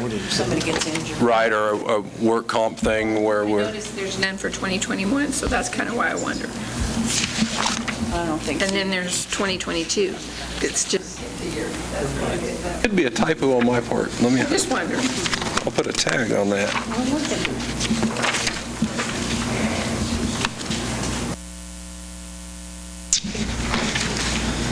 Okay, well, we will look at that one. Yep. And a lot of times, we have a lot of seasonals, obviously, there that we test, but it's pretty minimal, because we do all that in-house. Okay, guys, any concerns, questions on recreation? If not, we'll move on to the stores fund. I mentioned in the stores fund, we increased those revenue or the transfers just a little bit to help balance that thing out or help have some cash available throughout the year, more or less. What page you on, Corey? Do what? 70. Yeah, 69 and 70. Okay, thank you. The stores department, we throw $10,000 in there in capital outlay each year just for him to have some warehouse improvements, whether it's a door that needs to be replaced or little things around the warehouse, because the store's budget does take care of the building and grounds maintenance of the warehouse and the complex out there. For the most part, stores is pretty much just an in and out function for the enterprise funds out there. We've tried to work that more where stores budget's lower, and actually the poles and things, rather than being in the store inventory, they're actually in the electric inventory. So it just, to me, it helps keep from having a transfer mistake. But Dana runs a pretty good department out there. We dropped his material purchase or merchandise purchase down. He's got allocated at $250,000 this year. Historically, we've been around $175,000, $200,000 in there. So we dropped that down to that $200,000 mark for him. And there again, facilities are the only other thing in there that's really, everything else is just a small carryover number from last year flat. Questions, concerns about the storeroom? I haven't been out there to the warehouse for a long time. Did the asphalt out there get repaired? That is something that definitely needs to be done, but it's probably a larger project than, because honestly, the base out there with our heavy trucks just is tearing it up. It's something that I've visited with Dan about a number of times that maybe we need to readdress when we have them in here to do the mill and overlay, go in and dig out some soft spots and have them do an overlay on it while we've got them in town. It'd probably be a pretty minimal expense if we have them here doing State Street to move over to the warehouse. I'll visit with the guys, because that's a good point, Carl.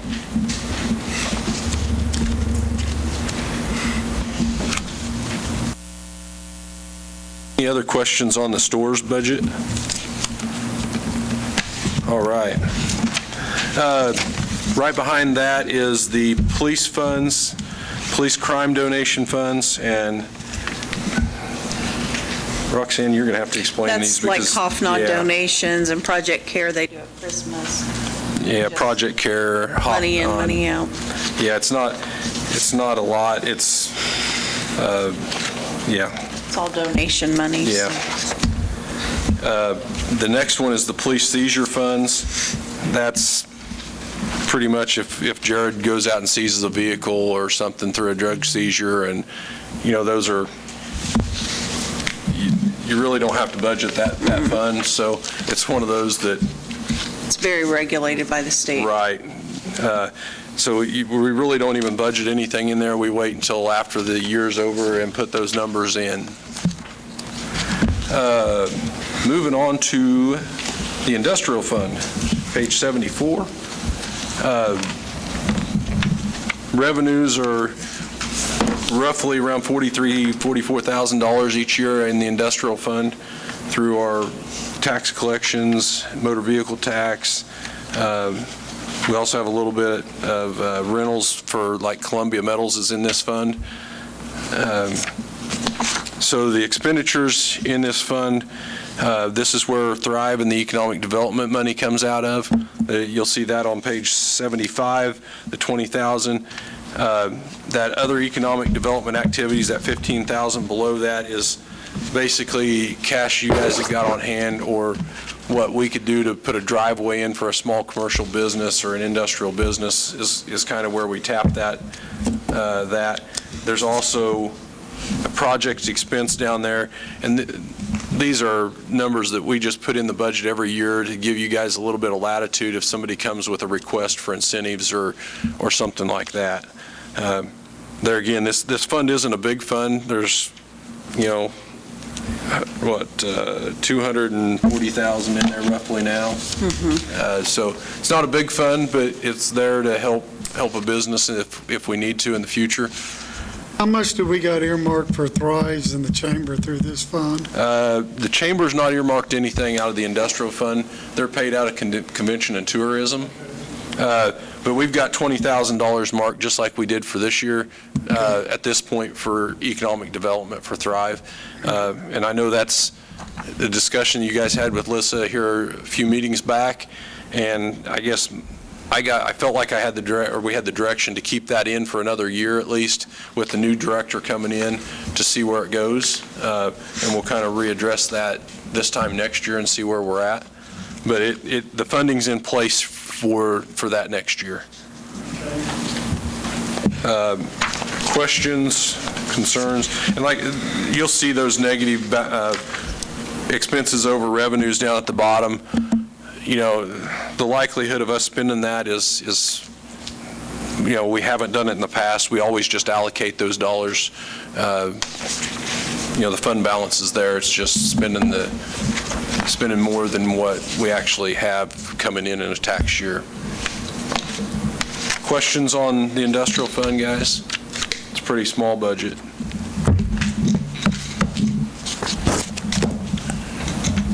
All right, the Copening Trust is something that is that was generated from a recreation donation or a last will and testament trust, and that is something that we have been working on for a number of years because they allot us so much money each year, and it's always kind of a battle to get that money each year. And as far as I know, we haven't got anything this year. So it's another one of those funds we don't budget. We'll carry it. If we get something in there, Jason will find a good project. As far as the ball programs go, that's what it's got to be used for is baseball, youth baseball, softball sports. That's what it was earmarked for out of the will. So there again, not much there, and it's a pretty simple budget. Convention and tourism, I'll let Roxanne hit on that since she's the chair of that group. I have gotten applications this year. We really are going to meet. It's just crazy with the COVID stuff. But usually we realize probably 2021, Corey and I talked about, we're probably going to have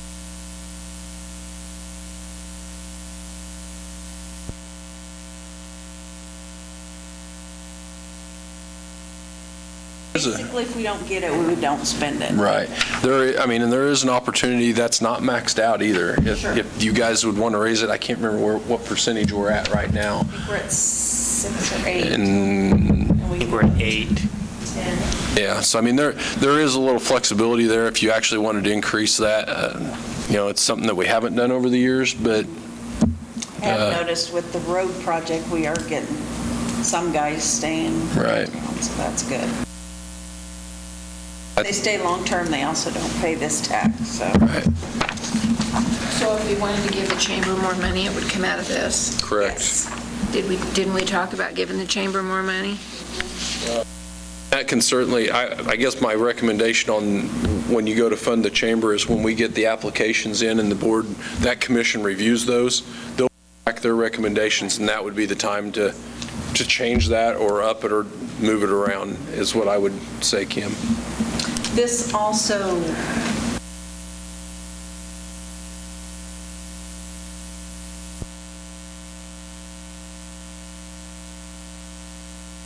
right, and that's something that you guys could address too if you wanted to. That is not an ordinance, it was That's an a tradition agreement. thing. It's not written down. Right, correct. So we could, by vote of the council, change that. Yes, I mean, that's entirely up to you guys when we come into with the convention and tourism funds. You know, that was like I said, that was a vote of the council at the time, and What percent of the Historical Society budget is that amount? It doesn't pay our utilities, almost pays our utilities. Almost 30,000.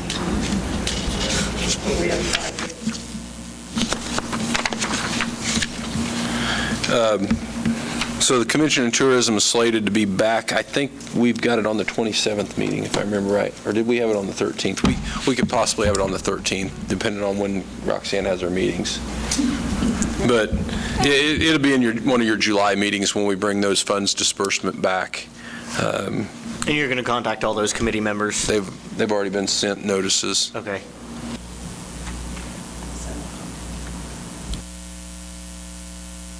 All right, convention and tourism is done. Employee benefit fund, that is the fund that our health insurance premiums and things come in and out of. Each fund contributes to that every year. And this is the money that, since we went from partially self-insured to fully insured by Blue Cross Blue Shield, where we're seeing our savings, this fund is seeing it. That's why we chose to use some of this money to transfer it back to the funds to help offset those wage increases. And there again, it's sitting pretty good. Keep in mind, this is the fund that we take out retirement, payouts if we had a retiree. When Carl was here, he set up each fund giving, we kind of tabbed that, I think, at $500 a person or $1,000 a person per department to transfer back into this for retirements. Since Sid's been here, we kind of ratcheted that back because we haven't had a lot of retirements. And then, just depending on what the state of that department is and where we think retirement projections are at, is kind of how we base putting more money back into it. So the fund's in good shape and can handle that transfer probably for a couple more years if we had to general, but I don't see it, guys. So any questions on the employee benefit fund? Yes, I have a question on the employee benefit fund. Since the decision was made to switch that to fully funded, how has that worked out? Carla would be a good one to ask that, but she deals with it. But I think it's done really well as far as we don't have the payouts in claims, and our premium actually reduced. Has the rate to premiums changed, or what was the benefit? Oh, the premium went. The premium actually went down because we went to, and I can't explain it the best in the world. Carla could do it better, but my understanding of the way. With us, we were basically our own pool of 103 employees. When we went into being fully insured with Blue Cross Blue Shield, we went into a pool with a number of other insurance or cities, colleges, schools that are insured by Blue Cross Blue Shield. So the pool's bigger to draw from, so it shrinks that premium down for us. Kind of a shocker how they brought that option to us last year or the year before. It also puts us in a bigger pool of high claims paid out. Fall off faster, those claims do. It's cheaper, and employees get more benefits. We do get some of the Affordable Care Act benefits. But yet it kept us in our grandfathered status as far as the HSA goes.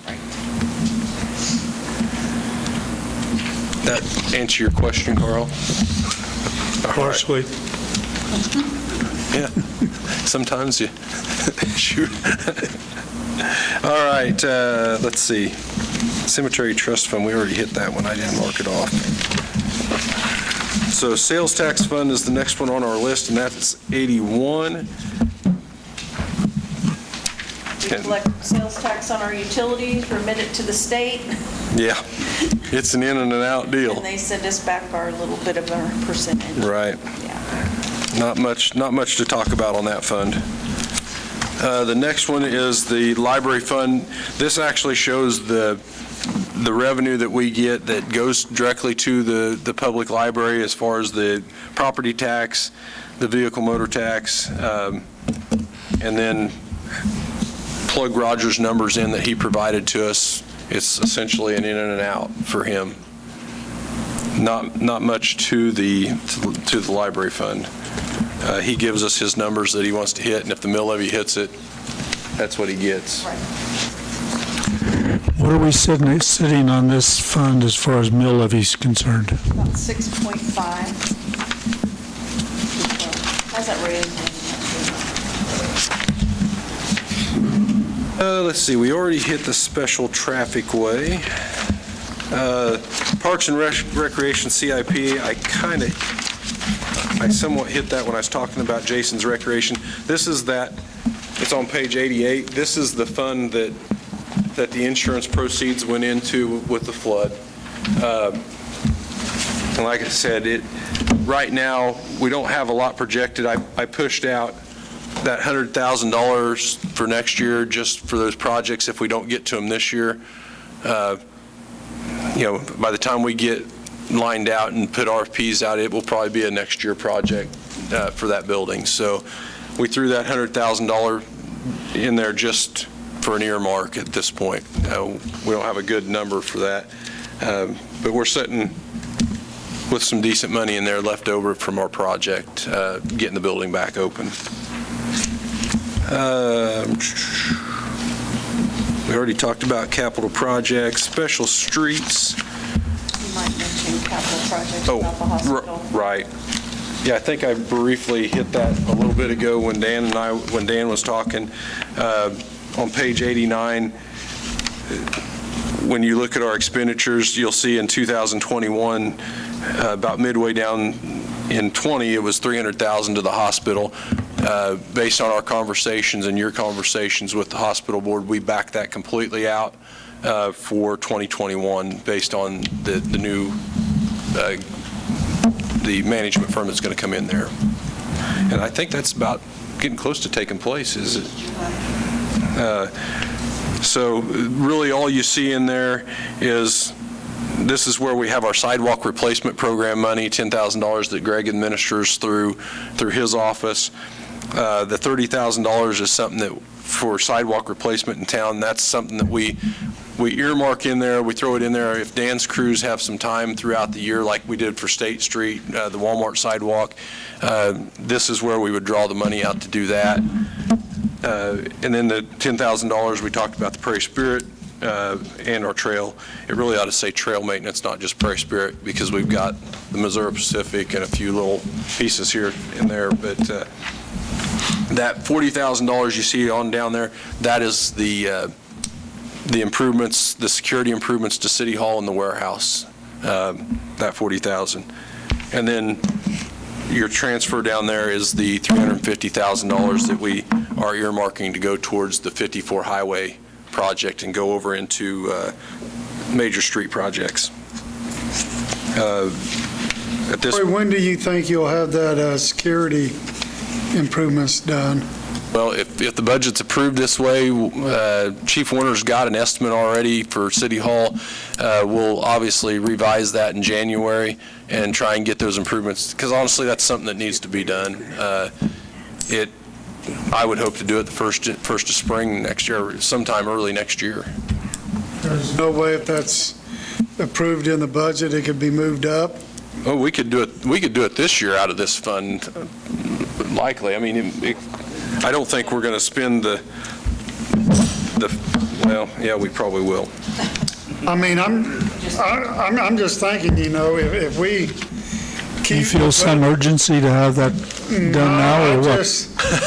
I just feel the longer we put it off, the more potential for something to happen, and more mine in your conversation. I mean, there's security cameras out there, they just are old. Right. They just need to be updated. Yeah. They're in place. Quality is not the best. When we talk old camera, are we talking like we can see that there's someone there, but we can't see their face, who they are, what they were driving, or are we talking like old as in like we could probably identify the vehicle? I'd say that you can identify faces. Yeah. And we have in the past with one break-in at the warehouse, we could tell who it was. Like I said, it's not the best quality in the world, and some of the cameras have went, we've had to work on them. So it's time to do an improvement. It's a need that needs to be done, but it's not a pressing need. Sure. If we waited till. If it was a pressing issue, Gene, we would have brought it to you. That we would have needed to replace. But yeah, it's something that has been in the back of our mind for a year. So. Capital projects, that's really all that's in the capital projects fund. Unless you guys have got a project out there you want to see us work on or do. Can I ask a question? Sure. When we had that water study done and they talked about how bad some of the pipes were, when do we start saving money for that project? Well, that would be based on the water rate structure that we put in place of trying to transfer some more money. Like I said a minute ago, we're able to transfer that one piece to general fund like we anticipated by the first percentage increase that we're doing this year. Hopefully next year, through our budget process, we'll be able to lay that money back into the CIP fund to help with some of those water improvements. That's my, Replace pipes. that is and we're doing some of that Right, replacement. but It's just on a minimal basis right now, right? That study was, Right. they weren't good. Yeah, we've got to get that rate structure sound before, or get that revenue in before we can spend it. But hopefully, if Sid's projections were close, we'll be able to do, that transfer to the CIPs next year and start planning some of those projects. Okay, right, hot days. Right, sell water. There's still been a lot of requests to see the sidewalk finished up there to the hospital in Kentucky. Right, and that is a project I'd like to see, but I think it's a bigger project than just the sidewalk. I think it is, and then you've got a lot of water retention in the ditch lines out front of Arrowwood. Right, I think that project needs to be a curb and gutter and widen the street to at least a 12-foot driving lane, because right now it's, I think, 11 or 10 and a half foot with the striping. That needs to be a joint project with the county, too. It's all in the city limits. It's all in city limits. Oh, Strickler's is in the city limits? No, all of Kentucky Street's in the city limits. But that is one of the bigger projects that Dan and I have earmarked after 54 Highway. So it's down the road, but it is something that, whether it's go out there and put asphalt shoulders on it and have that walking area, but honestly, unless you move the ditches, that's going to be hard. Equipment reserve, I don't know that we need to go over equipment reserve. Most of the guys talked about the equipment reserve when they were talking about putting back for their equipment.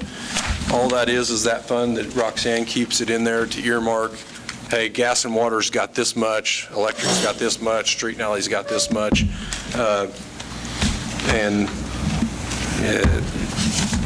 I think that, have we hit all of the budget stuff, Roxanne? I think we have. Any questions, comments, concerns moving forward, guys? Go ahead, Mark. I see you're chomping at the bits. Okay, I put the numbers in that you've got budgeted for salary increases. Okay. And I noticed most of them are at the top end, like for assistant department heads or, there's nothing for the people down in the trenches. There's a pretty, because if you look at the police, you got a $12,000 increase for the police chief at 16%. Lieutenant gets about a 5%. Detective gets about a 10%. Sergeant gets a 19%. And a patrolman gets a 0.3%. And aren't we having trouble retaining patrolmen? I don't know that we're having as much problem retaining patrolmen as we are probably EMTs and paramedics over the years, but... And how can we justify, a assistant superintendent for the electric department getting a $20,000 36% increase, He's got it. I do my own. No, I guess... It just, if you look at the red, they're all at the top. They're all, now the superintendents stayed pretty good. They all stayed at 3%, 3.2, they all stayed pretty decent. But it looks like all of our assistant superintendents are underpaid because they're all getting 21%, 23%, 36%, 32.5%. And I can tell you, it's basically how Carla did that in a nutshell is she did it exactly the way we did it for the electric distribution guys. And we got those comparable cities, and she tried to compare our job description and titles with those other cities and titles. And is it perfect? Probably not, but it gets you to that average pay. Well, I was kind of sold on this, that we were going to get our employees up, and get them to where they're making a good wage, and so we can retain them. It looks like all we're retaining is our department heads and our assistant department heads. Feelings, I would think, if the bigwigs are making all the money. And I can have Carla come or send out an email summarizing it, because like I said, I didn't work on this, Mark. Carla did the whole report, but I know that it's based on position, not the person that's in it, obviously, and I guess I would stress that a job's only worth so much. In my mind, if that's what that's telling you when you crunch the numbers, those jobs we're paying them adequate right now, is what I would say. The other ones, obviously not. So we're paying our patrol officers good money because they only they're splitting $8,000 for 8 officers, but we're giving our communication resource officer a $5,500 increase, or sergeant's getting a $10,000 increase, or detective's getting, well, there's 2 of them, so they're getting $9,500 increase, or chief police getting the $12,000 increase, but our 8 patrol officers, they get to share $8,000. I mean, yeah. Well, and I'm not saying it's perfect. We were going to try. Well, and I think this does that. These guys. It's no different than what we did for the electric distribution department. I mean, the whole function is the same. They went out there and looked for comparable cities based on the job titles we have, and based on those average salaries, that's how she came up with those numbers. The electric department did it themselves, so they picked and they got to pick and choose which ones they used. Right, but they did too. The other department, the superintendents and whoever the superintendent chose, went out and picked those cities, and Carla reviewed the cities. Okay. I mean, it was the same process. Now, granted, Jed and Jim did a lot of the legwork because they did that prior to really anybody concerned about their wages, right? They had the initiative to go do it. The directive from the council for this piece was to make sure we had everybody in line, and Carla headed all that up with the help of each one of those, that superintendent and assistant, or actually, I don't think it was the assistant. I think it was just another employee that helped gather that information as far as what cities we went to comparisonly. But if you also compare, I don't have the numbers in front of me, but if I remember right, they compared it to Chanute. Some of the departments did. Right. Well, I'm talking about the electric department. Right. Well, we have like 110 miles of line and let's say 3,200 meters that we're taking care of. They've got over 300 miles and about 6,700 meters, and we've both got 7 people in our departments. They've got 7, we got 7. So how do we justify that? You know, if you look at it, we've got, you know, 1 person for every 300 meters, whereas they've got 1 person for every 670 meters, you know. Isn't that where that study comes in that we paid to have done about staffing irregularities or whatever you want to call them? And that was mainly at the top levels that it said that we had too many, were too flat. It wasn't necessarily at our bottom level. And I think some of this stems back to our other wage study that we did, I don't know how many years ago, is we really didn't adjust or look at the department heads or the assistant. It was mostly entry-level stuff that we did back when, I think you were maybe in there, Carl. We looked at all of them. Well, we didn't stagger many of the department heads, and this does stagger some of our department heads more in the, what I would call the levels they probably need to go to. Or, I mean, honestly, our police chief is the same as our park superintendent as far as level in the pay plan. You don't see that in other cities and other organizations. The fire chief, the police chief, those type of titles or positions are typically higher than what that street and alley guy is, or water superintendent. You know, whether it's right, wrong, or indifferent, that's just, in my mind, the way it is. I mean, electric's the same way. They're always a little higher, too. So I'll just ask out of curiosity. I agree, I'd like to do something more for everyone. Is there in the budget to look at, not necessarily rerun the study again, but to reevaluate those positions? And I know whenever you brought the proposal to us, there were 2 distinctions. There was an officer 1 and an officer 2. Right. Does the budget take into consideration our more experienced officers moving into that second position? If you look at those police officers, they may be maxed out and get that small bump, but yeah, there is an officer 1 and an officer 2 in there in her layout. Like I said, a lot of our people have been here long-term. They're maxed out. I mean, and I don't think that's any different with our department heads. A lot of them are maxed out, have been for years. Well, I mean, we've got 4 employees that are 25-plus years for their anniversaries this month. So. And I can't stress enough, guys, that we got to try and keep those employees out of the mix. And when we do that wage study, we've got to look at this job is this job and what's it compared to with another job that is comparable. And I know we all have the hard time of taking Joe out of the position of the electric superintendent because he's a great guy, he does a great job. And then we've got Bill over here in the Parks Department. He does an okay job, but we need to, when she looked at this, it strictly goes by the title, the job function, and the comparison of those cities that we looked at to get that average rate. So then did you also, when she did that, did she also compare what qualifications those other cities require for that job? And did we compare, those qualifications as well? I mean, that's just I think for the most part, yes. I don't think, to answer your question, Nancy, I don't think she went through every job description line by line, title or function by function. I think that would have taken a lot longer than what she had to put into that. But I think for the most part, yes, the functions of the job, the key functions or essential duties of that title is matched up as best we can with the other titles in those cities. And like I said, I'll be more than happy to bring Carla down again at the next meeting to kind of give you guys a refresher, I guess, or because she can answer these questions a lot better. She did the legwork on this deal. Well, if I remember correctly, the last wage study we had done, which was, what was that, 2014, 15? Right. I mean, that company looked closely at every job description. A lot of job descriptions were rewritten, and that was an attempt to compare our city with comparable cities in Kansas.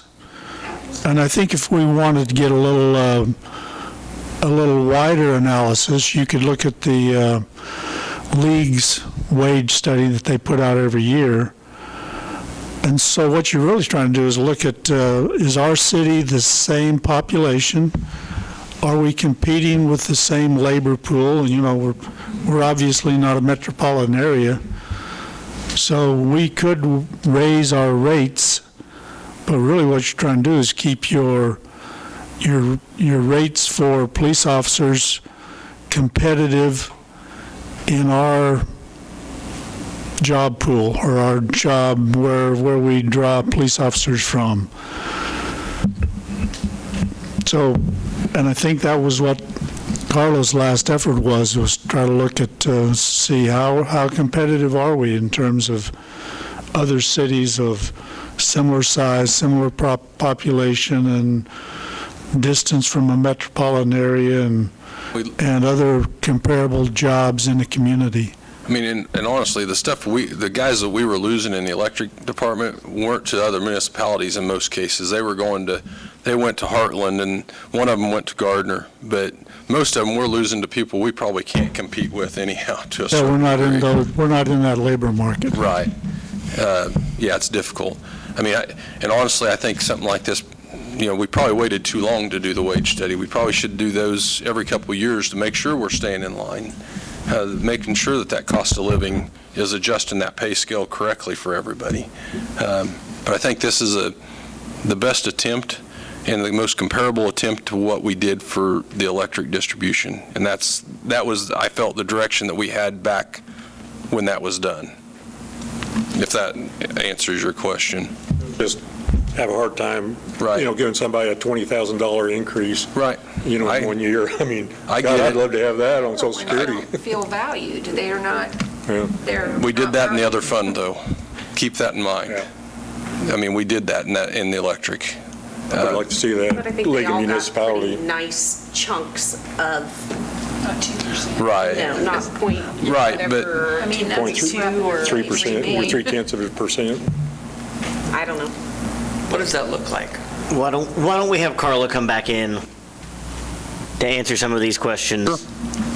We'll keep it in the budget the way it is, and, I mean, at least it gives us something to work off You can of. always trim down on it if that's the direction on that Well, next I mean, meeting, or you can- even at least it's a baseline for you guys. If we massage that, the wage study, whatever your direction is, at least we've got the baseline in the budget, and we can work from that, at least. So I'll plan on having Carla here at our next meeting, and she can kind of give you an overview, a little more detail, and answer some more questions on it. Okay. My list is getting long. What other questions, comments, issues, concerns? I think you guys did a pretty good job. I guess in moving forward, guys, unless you, we'll look at these couple things, the safe base subsidy, the general fund IT position, and throw them back that $125,000 on the fire truck in the general. And I guess we'll plan to leave everything else pretty much the same unless you guys have changes or revisions there. Well, concerns, my concern going into the budget process this year was just what I had observed in looking in the newspaper, and all the cities were having big problems because of COVID-19. But it looks like we are still fairly sound in terms of the projections. I think some of those too, when you're looking at cities like Topeka or Wichita or Lawrence, they're more heavily relied on sales tax. Yeah, They're so- more heavily, like Lawrence heavily relies on tourism. It heavily relies on the college being there. So since our reliance is more on utilities or enterprise funds, less reliant on sales tax, I think that, And actually, our sales tax looks pretty good compared to what, I mean, it's right in line with basically what we got in 2019. And 20 was, you know, or was 19 was the year that we had the windmill workers in here. So, I mean, we're, I think, doing pretty good on sales tax. Everybody bought everything at Walmart twice. The toilet paper went off the shelves. So, I guess. Liquor tech was a lot lower than I thought it would be. So, unless you guys have objections, my thought would be on the budget is Roxanne and I will make these couple adjustments in the budget. And if it doesn't just upset the apple cart, which I think we can pretty much take care of that, those two without a big issue. My thought is we'll bring back the budget at your next meeting and plan to set the public hearing based on this budget for the 27th with potential adoption on the 27th. Make sense? July. We got it. We'll, at our next meeting, unless there's big changes that you guys wanted to see on here, we'll have that public hearing on the 27th. We'll set it on the 13th and then have it on the 27th. Following the public hearing closure, then we can adopt the budget. that'll meet the statutory requirements. Right. Yes. We're actually, we're about we could fall into that first meeting in August and still hit our dates, but my hope is, I think we've went pretty smooth. I think we're in a good spot moving forward, so. If you do have concerns or something catches your eyes, please email them. Right, yeah, let me or Roxanne know. You can get them to us, at least discussion at that meeting. I mean, I'll be honest with you guys, I don't think there's much in this budget. I mean, the wages are the biggest thing. The guys have kept everything pretty status quo, and they're doing a good job managing what they've got this year right now. So moving forward, I think we're in a good position. John, on the 27th, I'll want to do a phone because I'll be on vacation. Where'd my agenda go? Any other questions, comments, issues, concerns? I lost it. Let's go through counselor and administrator reports. I've got too many pieces of paper. Ron? I have none. Carl? None. I'll make mine in a minute. Okay. This was my first time going through the budget. It was really fun. I want to thank you both for allowing me to meet with you guys and kind of ask the questions that made me kind of feel stupid, but educational at the same time. No stupid question. I would like to find out more about an IT position for the city. And I'll visit with Carla about, getting some prices on, or getting some cost for that for us. I kind of echo what was said originally. I think it would be nice if we're looking at wages across the board. I mean, that's the median salary for those positions. Nothing says that we can't, go above that. And I mean, I don't want to throw the budget through the roof, but if we're handing out raises, let's hand out raises to across the board. I mean, all we're going to do is delay the inevitable of having to increase the wages later, and we may actually attract more qualified candidates.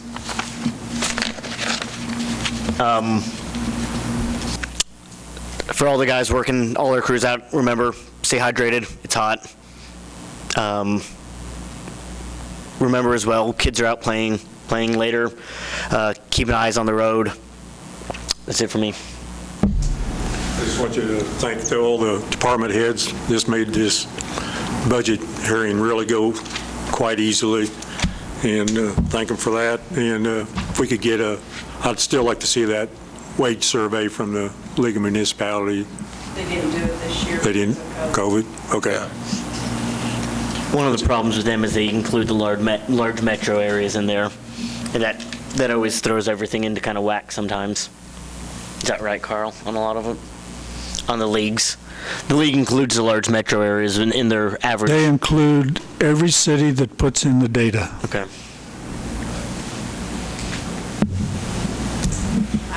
Again, thanks to the department heads, and everybody stay safe. This world is crazy right now, so stay safe.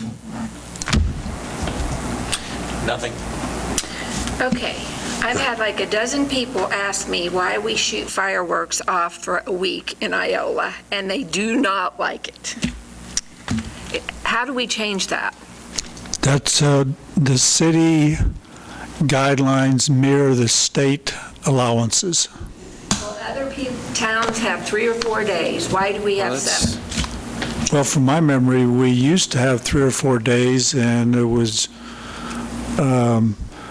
easier to control and patrol by mirroring the state allowances for, what is it, 5 days before, 1 day after, or something like that? I'll just say it.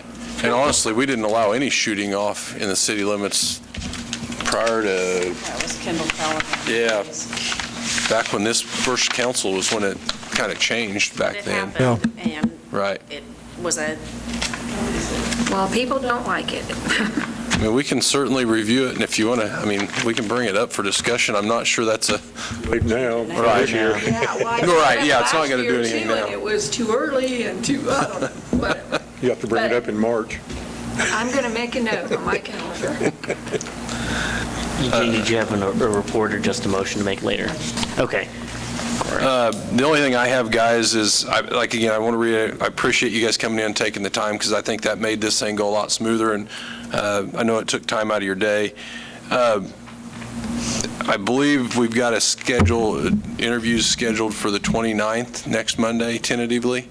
So Carla's kind of got that blocked out from 3 to 9 in the evening at this point for the interviews for the city administrator position. We'll do that here. This next Monday, the 29th.